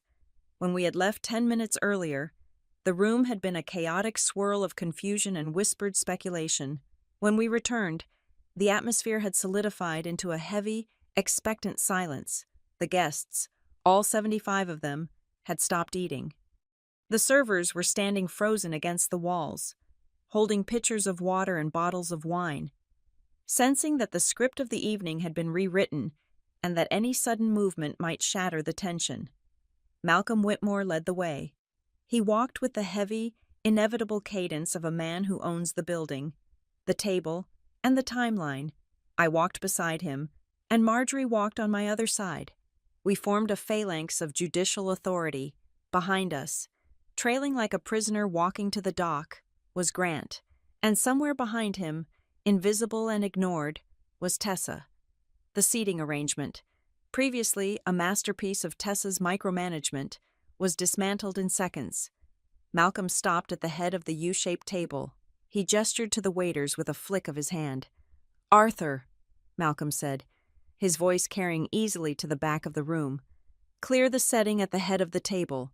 Judge Kelly will be sitting on my right. Judge Klein will take the left. The servers scrambled. In the world of high-end service, a direct order from the host overrides any seating chart made by a bride. A waiter whisked away the place card that said Maid of Honor, a card that had been placed at the far end of the second table, near the kitchen door, and replaced it with a fresh setting right next to the patriarch. I sat down. The chair was heavy velvet. The crystal in front of me caught the light of the chandelier. From this vantage point, I could see the entire room. I could see the faces of the guests, the cousins, the partners at the law firm, and the friends from the country club. They were all looking at me. They were reevaluating me. The woman in the navy dress was no longer an intruder. She was the guest of honor. Grant pulled out the chair next to me. He did not look for Tessa. He did not pull out a chair for her. He sat down heavily, drained of all color, and immediately reached for his water glass. Tessa was left standing alone at the edge of the carpet. There was no seat for her at the center of power anymore. The emptiness beside Grant, where the bride usually sits, was glaring. She hesitated, her eyes darting around the room, looking for a place to land. Finally, she sank into the empty chair where I had been assigned to sit moments ago at the head table. Yes, but isolated on the far wing, separated from the core group by a gulf of silence and white linen. My parents, seated directly across from me, looked like they were undergoing a medical procedure without anesthesia. My mother was staring at me as if I had grown a second head. My father was gripping his fork like a weapon. They were watching their spare daughter sit at the right hand of the man they had spent 2 years trying to impress, while their golden child was exiled to the periphery. The cognitive dissonance was practically melting their faces.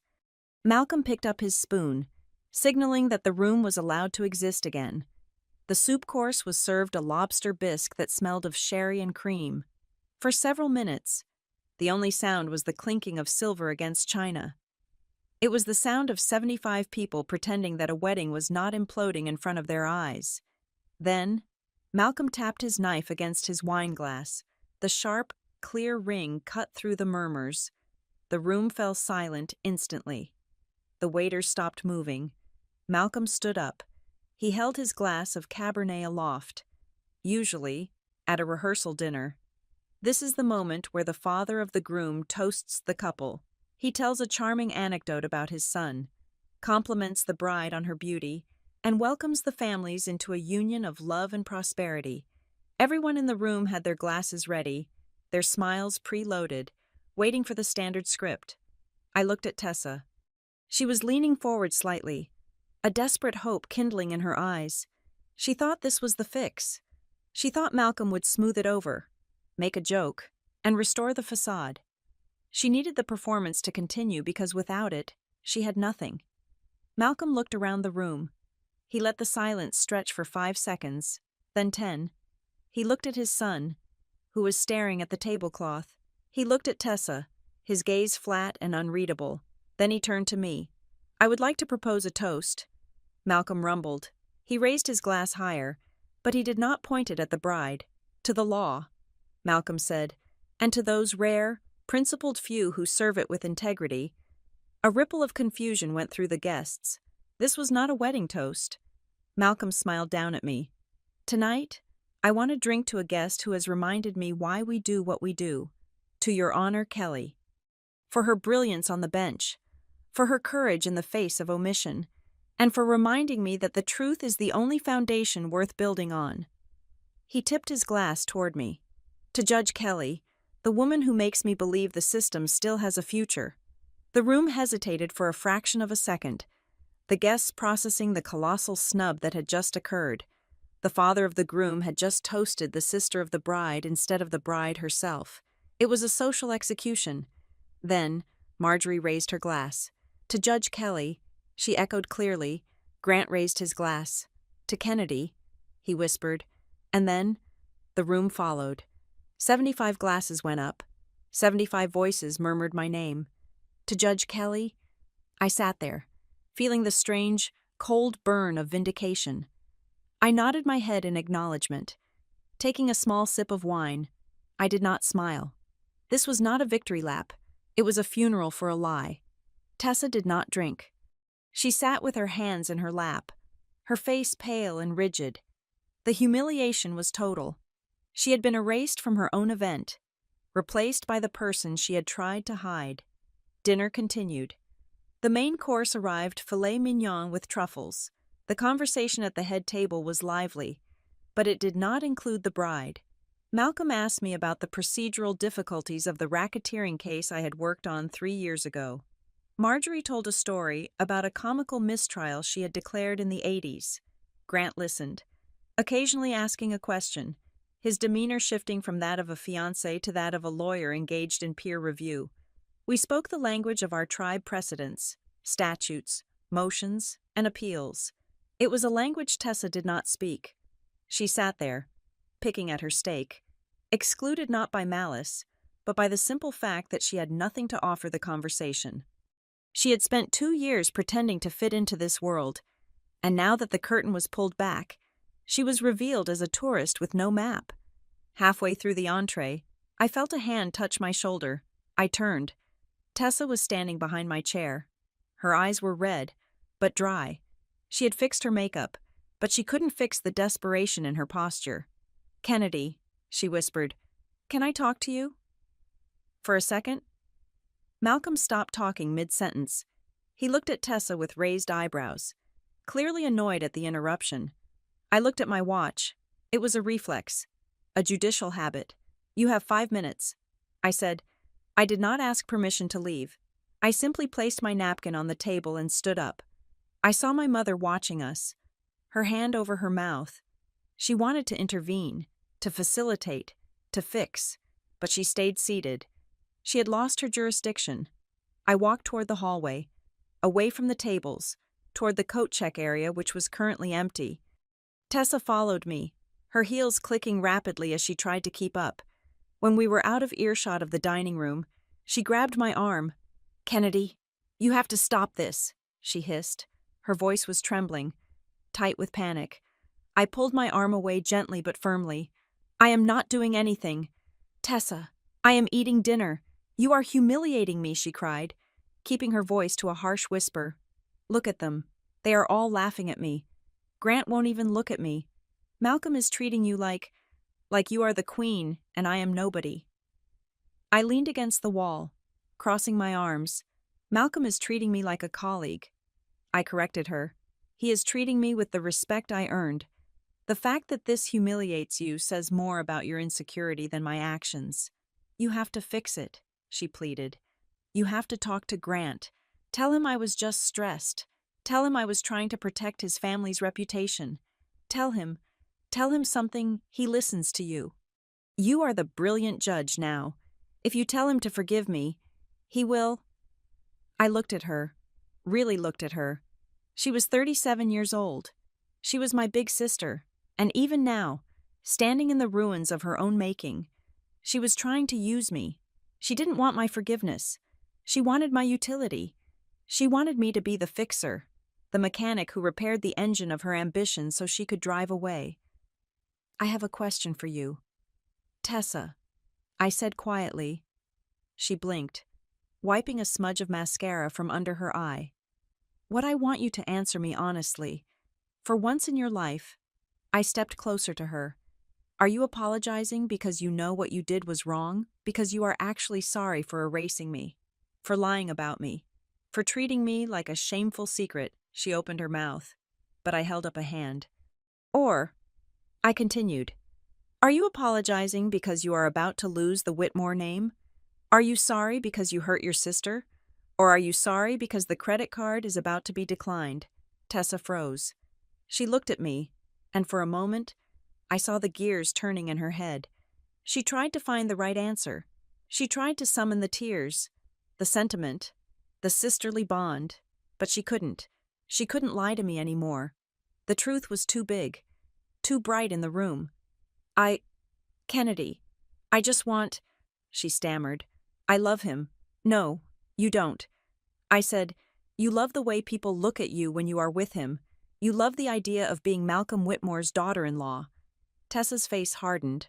Her mask slipped completely, "And what is wrong with that?" she snapped, her voice turning shrill. "What is wrong with wanting a better life? You have your career. You have your precious reputation. I have nothing. I needed this. You could have just stayed home. You could have just let me have this one thing. But no. You had to show up. You had to prove how smart you are. You are selfish. Kennedy, you have always been selfish." I looked at her, and I felt absolutely nothing. No anger, no sadness, just a cold, clinical detachment. I did not realize, I said, my voice devoid of emotion, that my existence was an act of selfishness against you. Grant's voice cut through the air like a whip crack. "That is enough." We both turned. Grant was standing at the entrance to the hallway. He had followed us. He had heard. Tessa's face crumbled. "Grant, no. I didn't mean. She is twisting my words." Grant walked over. He didn't look angry. He looked exhausted. He looked like a man who had just woken up from a very long, very expensive coma. "I heard you, Tessa," Grant said. "I heard every word. You are not sorry. You are just mad that you got caught. Grant, please," Tessa sobbed, reaching for his lapel. "We can fix this. I am just stressed." It is wedding nerves. Grant caught her wrists. He held them away from his body, as if she were contagious. "There is no wedding."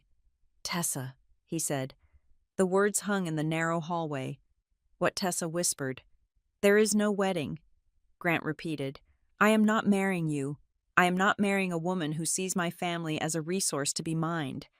And I am certainly not marrying a woman who hates her own sister for being successful." He dropped her hands. "You need to leave." "No," Tessa screamed. "You can't do this. The guests are here. The deposits are paid. My parents. Your parents are welcome to finish their meal," Grant said, his voice cold. "But you are done." He reached into his pocket and pulled out his phone. "I have called a car for you. It is waiting out front." "Grant?" "No," Tessa wailed. She looked at me, her eyes filled with hate. "Tell him, Kennedy. Tell him to stop." I looked at my sister. I thought about the years of "don't embarrass me." I thought about the receipts folder. I thought about the fake job title she had given me. I looked at her and said the only thing that mattered. "The court has ruled. Tessa, the session is adjourned." Grant turned his back on her. He looked at me. "Are you coming back to the table?" he asked. "Dad ordered a bottle of the 1995 vintage. He wants you to try it." "I would love to," I said. We walked back into the dining room, leaving Tessa standing alone in the hallway. As I sat back down, Malcolm looked up. He didn't ask where Tessa was. He didn't ask what happened. He simply poured a small amount of dark red wine into my glass. "To the truth," Malcolm said softly. "To the truth," I replied. A moment later, the side door opened, and I saw a flash of cream silk disappearing into the rainy night. The party did not stop. The conversation did not falter. In fact, as the door clicked shut, the room seemed to breathe a collective sigh of relief. The impurity had been removed. The system had corrected itself. And for the first time in 39 years, I sat at the family table and did not feel like a spare. I felt like the standard. The 48 hours immediately following the rehearsal dinner were defined by a silence so heavy it felt geological. It was the kind of silence that settles over a city after a hurricane has passed, when the winds have died down and the survivors are just beginning to step out of their shelters to assess the wreckage. I went to work on Monday morning as usual. I parked in my assigned spot. I went through the metal detectors. I greeted the marshals. My routine was a fortress, and I stayed inside it. But by Tuesday afternoon, the silence broke. It did not break with an apology. It broke with a barrage. My phone began to ring during a sentencing hearing. I had left it on my desk in chambers, but when I returned during a recess, the screen was cluttered with notifications. 12 missed calls from my mother, 7 from my father. A string of text messages that scrolled off the screen. They were not asking how I was. They were not asking if I was okay after being publicly humiliated by my sister's attempted erasure of my identity. They were calling because the reality of their new position had finally set in. They were no longer the future in-laws of the Whitmore dynasty. They were just the parents of a woman who had been caught committing social fraud. And they had decided, in a twist of logic that was almost impressive in its audacity, that I was the only person who could fix it. "Call us immediately," my mother texted. "This is an emergency. We need to mitigate the damage. Your father is having chest pains." Another message read, "You need to speak to Malcolm. You need to explain that Tessa was just under pressure." I put the phone face down. I did not call back. I poured myself a glass of water and went back into the courtroom to sentence a man who had embezzled $50,000 from his employer. As I looked at the defendant, a man who blamed his crime on pressure and expectations, I felt a strange, cold sympathy. He was going to prison for 3 years. My sister was only going to social exile. In the grand scheme of things, she was getting off light. On Wednesday morning, a courier arrived at my chambers. He was not carrying a subpoena or a motion. He was carrying a thick envelope made of heavy cream-colored paper. The return address was the Whitmore law firm. I opened it with my letter opener. Inside was a single sheet of paper, typed on Grant's personal stationery. "Dear Kennedy, I am writing this formally because I do not trust myself to speak without emotion right now. I wanted you to know that as of this morning, I have officially ended my engagement to Tessa. The wedding is canceled. Vendors are being notified. I also wanted to apologize again, not for the breakup, but for the months I spent believing a version of you that did not exist. I pride myself on being a good judge of character, but I allowed my affection for your sister to blind me to the inconsistencies. That is a failure on my part, and I am sorry you were the collateral damage of my negligence. My father speaks very highly of you. He has already cited your opinion on the Kensington case in a draft he is writing. I hope that, despite the awkwardness of my personal life, we can maintain a professional relationship in the legal community. You are a credit to the bench, and I would hate to lose the opportunity to learn from you. Sincerely, Grant." I read the letter twice. It was clean. It was respectful. It was the letter of a man who was hurt, but who refused to abandon his dignity. He was not blaming me. He was not asking me to fix anything. He was simply closing the file. I placed the letter in my top drawer. It was the only piece of correspondence from that entire family drama that I intended to keep. 2 hours later, my clerk, David, knocked on my door. He looked uncomfortable. "Judge Kelly," he said, keeping his voice low, "there is a woman in the lobby. She does not have an appointment. She says she is your sister." I looked up from my monitor. "Is she making a scene?" "No," David said, "but she is crying. The marshals are getting nervous. They want to know if they should remove her." I sighed. I closed the file I was working on. "Let her up," I said, but David as judge. "Leave the door open." 5 minutes later, Tessa appeared in my doorway. She looked like a ghost of the woman who had stood in the ivory terrace 3 nights ago. She was wearing sweatpants and a trench coat that looked like it had been pulled out of a hamper. Her hair was pulled back in a messy knot. Her face was swollen, blotchy, and devoid of makeup. She looked 10 years older and about 20 degrees colder. She stood there, clutching her purse, waiting for me to invite her in. I did not stand up. I did not offer her a chair. I simply watched her, waiting for the performance to begin. "Kennedy," she choked out. Her voice was ragged. "What do you want?" "Tessa," I asked. My tone was not cruel, but it was not warm. It was the tone I used for a witness who was trying to evade a direct question. "He won't answer my calls," she said, stepping into the room. Grant blocked me. His mother blocked me. Even the wedding planner blocked me. She looked at me, her eyes wide and desperate. "You have to help me." I leaned back in my chair. "Help you do what?" "Help me talk to them," she pleaded. "You are the only one they like now. You are the golden girl. Malcolm called you your honor. He respects you. If you call him, if you just tell him that I am sorry, that I was just being stupid, he will listen to you. He will tell Grant to take me back." I stared at her. The sheer magnitude of her delusion was breathtaking. "Tessa," I said slowly, "Grant did not leave you because of a misunderstanding. He left you because he realized who you are. He left me because you humiliated me, she flashed, a spark of the old anger flaring up before dying back down into desperation. You made me look like a liar. You are a liar, I said. She flinched. Okay, fine. I lied. I lied about your job. I lied to the caterer. But is that worth ending a marriage over? Is that worth ruining my life? Kennedy, I am 37. I don't have a job. I gave up my apartment because I was moving into his condo. I have nowhere to go. She took a step closer to the desk. Please, just call Malcolm. Tell him I am your sister. Tell him family means something to you. I looked at the woman who had spent 2 years telling people I was a secretary. I looked at the woman who had tried to erase me from existence to secure her own status. And suddenly, I saw the pattern with perfect clarity.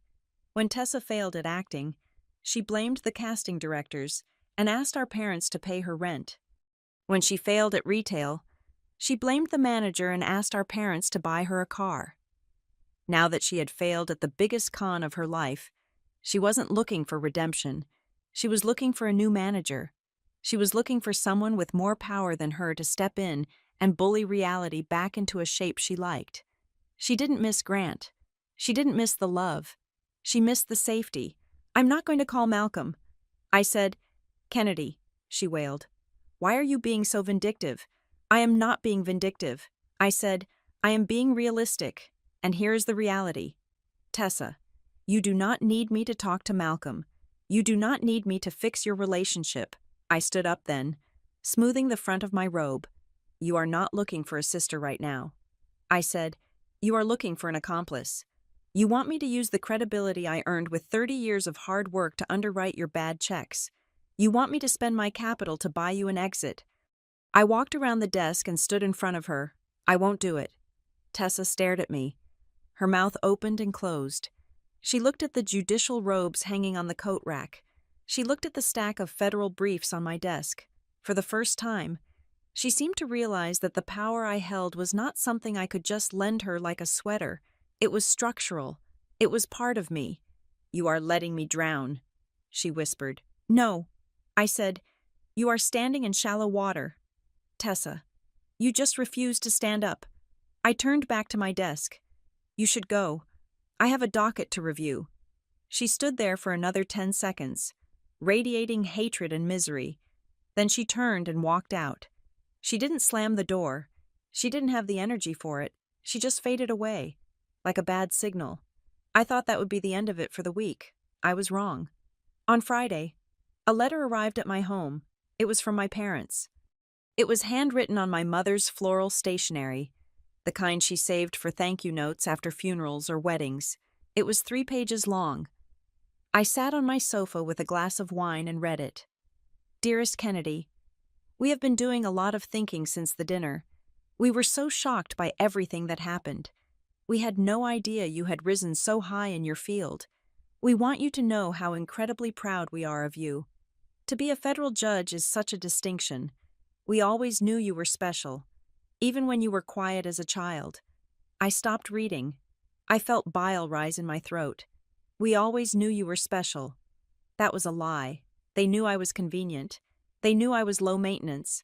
They didn't know I was special until Malcolm Whitmore told them I was. I read on.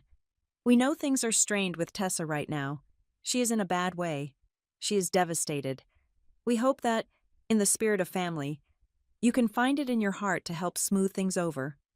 The Whitmores clearly adore you. If you could just arrange a small lunch. Maybe just you, us, and Malcolm. Just to show that there are no hard feelings, it would mean so much to your father. I dropped the letter on the coffee table. They used the word proud. They used the word special. But every compliment was a Trojan horse. Inside every nice word was a request. They didn't want to celebrate my success. They wanted to leverage it. They had lost their connection to the Whitmore fortune through Tessa. So now they were trying to reroute the connection through me. They were trying to plug their ambition into my socket. It was mercenary. It was cold. And it hurt more than Tessa's screaming. Tessa was a child throwing a tantrum. My parents were adults negotiating a business deal with their own daughter's emotions. I met Marjorie for lunch on Saturday. We went to a small Italian place near the river, far away from the ivory terrace. I showed her the letter. Marjorie put on her glasses and read it while eating her risotto. When she finished, she wiped her mouth with a napkin and looked at me over the rims of her spectacles. "Burn it," she said. I looked at her. "It is the first time they have ever told me they are proud of me. It is counterfeit currency." "Kennedy," Marjorie said sharply, "they are not proud of you. They are proud of your proximity to Malcolm. If you were a federal judge in a district where nobody knew the Whitmores, they would still be asking you why you didn't marry a dentist." She took a sip of her wine. "Do not let them negotiate with the truth. That is what they are doing. They are trying to trade a few cheap compliments for access. If you arrange that lunch, if you bring Malcolm to the table, you are telling them that your dignity has a price. You are telling them that if they flatter you enough, you will let them use you just like Tessa used you." I nodded. I knew she was right. "I am not going to answer." I said, "Good." Marjorie said, "Silence is the only language they understand." 2 days later, the news broke publicly. Grant's office released a brief statement. Grant Whitmore and Tessa Kelly have ended their engagement due to irreconcilable differences. They ask for privacy at this time. It was a mercy kill. There was no mention of the fraud, no mention of the lies, no mention of the security breach. Grant had scrubbed the record clean. He had protected Tessa from becoming a pariah in the city, and more importantly, he had protected me from becoming the center of a tabloid scandal. If the real story got out that a federal judge's sister tried to sell secrets, it would have reflected on me. Grant knew that. He took the hit of a vague breakup to shield my bench. It was the act of a gentleman, and it made Tessa's behavior look even more grotesque by comparison. The silence from my family resumed for a few days. They were regrouping. They were realizing that the direct assault hadn't worked, and the guilt trip hadn't worked. Then, 10 days after the dinner, the final attempt arrived. It was an electronic invitation, a generic evite sent to my personal email. Subject: family healing dinner. Host: mom and dad. Message: "We are all hurting. We need to come together to heal. Please join us for a home-cooked meal this Sunday. Tessa will be there. We want to start over. No guests, just us." I stared at the screen. A healing dinner. It was a trap. I could see it as clearly as I could see a flawed argument in a briefing paper. They wanted me in the room. They wanted to ambush me with tears and guilt. They wanted to gang up on me in the privacy of their own home, where there were no federal judges to protect me, and wear me down until I agreed to call Malcolm. They didn't want to heal. They wanted to recruit. I moved my mouse cursor over the RSVP button. There were 3 options: yes, no, maybe. I didn't click any of them. I deleted the email. I deleted it, and then I went into my trash folder and permanently deleted it from the server. I was done playing by their rules. I was done being the audience for their drama. I was the judge. And in my court, when a case has no merit, you don't schedule a hearing. You dismiss it with prejudice. 5 months had passed since the night the Whitmore engagement dissolved in the cold rain outside the ivory terrace. In that time, the seasons had turned from the slush of late winter to the tentative, green warmth of early summer. But for me, the change in climate was nothing compared to the seismic shift in my professional landscape. I had been nominated for the position of Chief Judge of the Great Lakes District. It was a promotion that usually took decades to secure. It was a role that required not just legal brilliance, but unimpeachable character. The vetting process was exhaustive. The Department of Justice dug through every email I had ever sent, every financial transaction I had ever made, and every association I had ever held. In the final stage of the confirmation, I needed letters of recommendation from the highest authorities in the circuit. I did not have to ask for them. Judge Marjorie Klein wrote a 3-page testament to my integrity that was so glowing it made me blush when I read it. But the second letter came from a source that silenced the entire committee. Malcolm Whitmore wrote a letter that was less of a recommendation and more of a decree. He wrote that in his 40 years on the bench, he had never met a jurist with a stronger moral compass. He wrote that my ability to separate personal tribulation from professional duty was not just admirable, it was essential for the future of the court. On a Tuesday afternoon, 2 days before the official announcement of my new title, I was called into a conference room at the courthouse. I expected to see the vetting committee. Instead, I found Malcolm Whitmore, Marjorie Klein, and a federal investigator named Agent Miller. And sitting in the corner, looking small and terrified, was Tessa. My stomach turned over. I had not spoken to my sister since she stood in my office demanding I use my influence to fix her life. I walked in and took the empty seat next to Marjorie. Agent Miller slid a folder across the polished table. "Judge Kelly," the agent said, his voice flat and professional. "During our financial background check regarding your nomination, we flagged a peculiar irregularity." I opened the folder. Inside was a commercial lease agreement for a retail space in the most expensive district of the city. It was a lease for a boutique. The monthly rent was $12,000. I looked at the signature line. It was signed by Tessa Kelly, but directly underneath her signature was a line for a guarantor. A guarantor is the person responsible if the tenant fails to pay. The name printed there was Judge Kennedy Kelly, and next to it was a signature that looked remarkably like mine, but with a slight, hesitant tremor at the end of the Y. I stared at the document. The date was 2 weeks before the rehearsal dinner. Tessa didn't just want the Whitmore name for social clout, Malcolm said, his voice rumbling from the end of the table. He was looking at Tessa with a gaze that could peel paint. She needed the marriage to cover the debt she was about to drown in. I looked up at my sister. She was refusing to make eye contact. She was picking at a loose thread on her sweater. "You forged my signature?" I asked. The question came out as a whisper, but in the acoustic perfection of the conference room, it sounded like a scream. Tessa flinched. "I didn't mean to hurt you," she mumbled. "I was going to pay it back. Once I married Grant, I would have had access to the joint accounts. I was going to pay the lease up front for the whole year. You would never have known." I felt a coldness spread through my chest that was so absolute, it was almost numbing. She had leveraged my name. She had leveraged my title. She had put my career, my reputation, and my freedom at risk. If this lease had defaulted, the creditors would have come after a sitting federal judge. I would have been investigated for fraud. I would have been disbarred. "You were willing to destroy my life," I said slowly. "You were willing to let me lose everything I worked for, just so you could open a dress shop you couldn't afford. I just wanted to be something." Tessa shouted, her head snapping up. Her eyes were wet, but they were not sad. They were angry. "You have everything, Kennedy. You have the title, you have the respect, you have the money.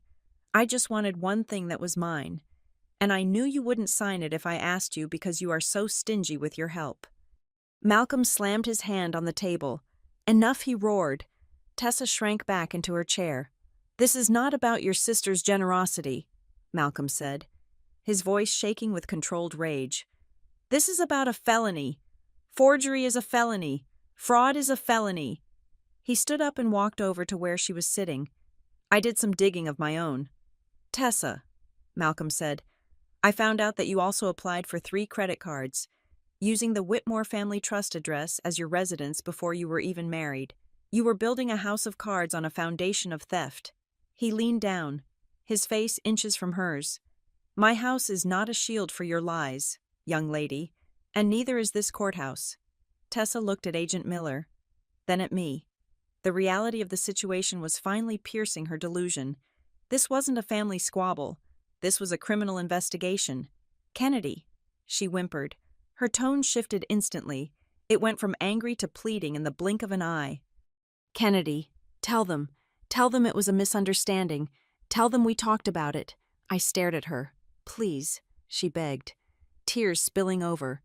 "If you just sign a statement saying you gave me verbal permission to sign for you, if you just say it was a family arrangement, they will drop it. You are the chief judge now. They will listen to you. Please, I am your sister. I don't want to go to jail." The room waited. Marjorie looked at me, her face impassive. Malcolm watched me with intense interest. Agent Miller had his pen poised over his notebook. They were waiting to see if I would revert.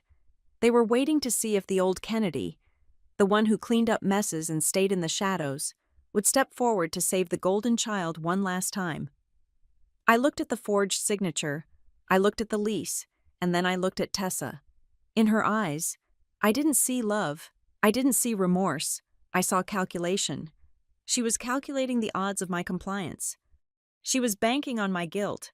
She was banking on the fact that I had always been the tool she used to fix her life. I realized then that she didn't see me as a person. She saw me as a resource. I was an ATM. I was a liability shield. I was a character witness. I was anything she needed me to be.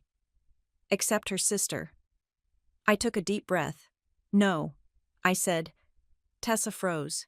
What I turned to Agent Miller. I did not sign that document. Agent Miller, I did not authorize it. I had no knowledge of it until this moment. Kennedy. Tessa screamed. She stood up, reaching across the table. You can't do this. You are sending me to prison. I stood up. 2. I was taller than her in my heels. I was stronger than her in my truth. I am not sending you anywhere. Tessa, I said, calm as a frozen lake. You sent yourself there the moment you picked up that pen. She stared at me, her mouth open in shock. But we are family. You are supposed to help me. I looked at her, and for the first time, I felt the final severance of the cord that had bound us for 39 years. You still only see me as a tool. Tessa, I said, you see my robe as a blanket to cover your mistakes. You see my gavel as a weapon to fight your battles. I picked up the folder and handed it back to the agent. I resigned from that role. I said, I am not your tool. I am a judge, and I am done being an accessory to your life. Agent Miller stood up. Ms. Kelly, I am going to have to ask you to come with me. Tessa was sobbing now. Loud, ugly, terrified sobs. She looked at Malcolm, but he turned his back. She looked at Marjorie, but she was studying the ceiling. She looked at me one last time as the agent took her arm. I hate you, she screamed as they led her out. I hate you. The door closed. The silence returned. I sat back down. My hands were trembling slightly. Just a little. Marjorie reached over and covered my hand with hers. That was the hardest ruling you will ever make, she said softly. I nodded. Yes, it was. Malcolm turned around. He looked at me with a solemn, profound pride. It was also the most just, he said. 3 days later, the investiture ceremony took place in the Grand Hall of the Great Lakes Courthouse. The room was a cavern of marble and history. Sunlight streamed through the high windows, illuminating the dust motes dancing in the air. The gallery was packed. Every judge in the district was there, wearing their black robes. The mayor was there. The legal elite of the city were there. I stood at the podium, my hand resting on the Bible that Marjorie held for me. I felt the weight of the new robe on my shoulders. It was heavy, but it was a good weight. It was the weight of responsibility, not the weight of expectation. My parents were there. They sat in the second row. They looked older, smaller. They had tried to call me after Tessa's arrest, but I had directed them to her public defender. They sat quietly, watching the ceremony with a mixture of awe and fear. They finally understood that the power in the room did not belong to the people they wanted to impress. It belonged to the daughter they had ignored. As I finished my oath, the room erupted in applause. It was a thunderous sound, a wave of validation that washed over me. I looked out at the sea of faces. I saw my clerks, beaming. I saw the colleagues who had read my opinions and respected my mind. I saw the community I had built, brick by brick, through hard work and honesty. And then, I saw a movement at the very back of the hall. The heavy oak doors had opened slightly. A figure was standing there. It was Tessa. She was out on bail, awaiting her hearing. She was wearing a subdued dress, trying to look modest. She took a step into the room. She was looking for a way in. She was looking for a way to stand in the back, to be seen, to catch a stray beam of the spotlight, to tell someone near her, "That is my sister." She took another step, but the room was too full. The wall of black robes, the wall of suits, the wall of people who knew the truth, it was impenetrable. No one moved to let her in. No one turned to acknowledge her. The collective back of the room was turned against her. She stood there for a moment, rising on her tiptoes, trying to find an opening, but there was no opening. The space was occupied by the truth. She stopped. She looked at me, standing on the dais, bathed in light, and she finally realized that she could not touch me. She could not claim me. She was on the outside, looking in through a glass she had shattered herself. She turned around and slipped back out the door, disappearing into the shadows of the hallway. I looked away from the door and turned to the people on the stage. Malcolm Whitmore stepped forward. He was wearing his own robe, looking like a lion in winter. He extended his hand. I took it. "Congratulations, Your Honor," he said. He held my hand for a moment longer than necessary, his eyes warm and bright. "Welcome home, Kennedy." I looked at him. I looked at Marjorie, who was wiping a tear from her eye. I looked at the colleagues who were standing and cheering. I realized then that for 39 years, I had been looking for family in the wrong place. I had been looking for it in biology. I had been looking for it in shared DNA and shared history. But family is not blood. Family is not the people who share your last name or your childhood address. Family are the people who stand with you when the truth makes the room go silent. Family are the people who do not ask you to shrink so they can feel big. Family are the people who look at your integrity and say, "I recognize that." I squeezed Malcolm's hand. "Thank you, Judge," I said. I turned back to the room, raised my head high, and smiled. The gavel banged, sealing the moment in the record forever, and the verdict was finally, perfectly, in my favor. Thank you so much for listening to this story. I would love to know where you are tuning in from today. Are you listening while driving, cooking dinner, or maybe relaxing before bed? Please let me know in the comments below so we can connect. If you enjoyed this story, please subscribe to the Helena Revenge Stories channel, like this video, and hit that hype button to help this story reach even more people.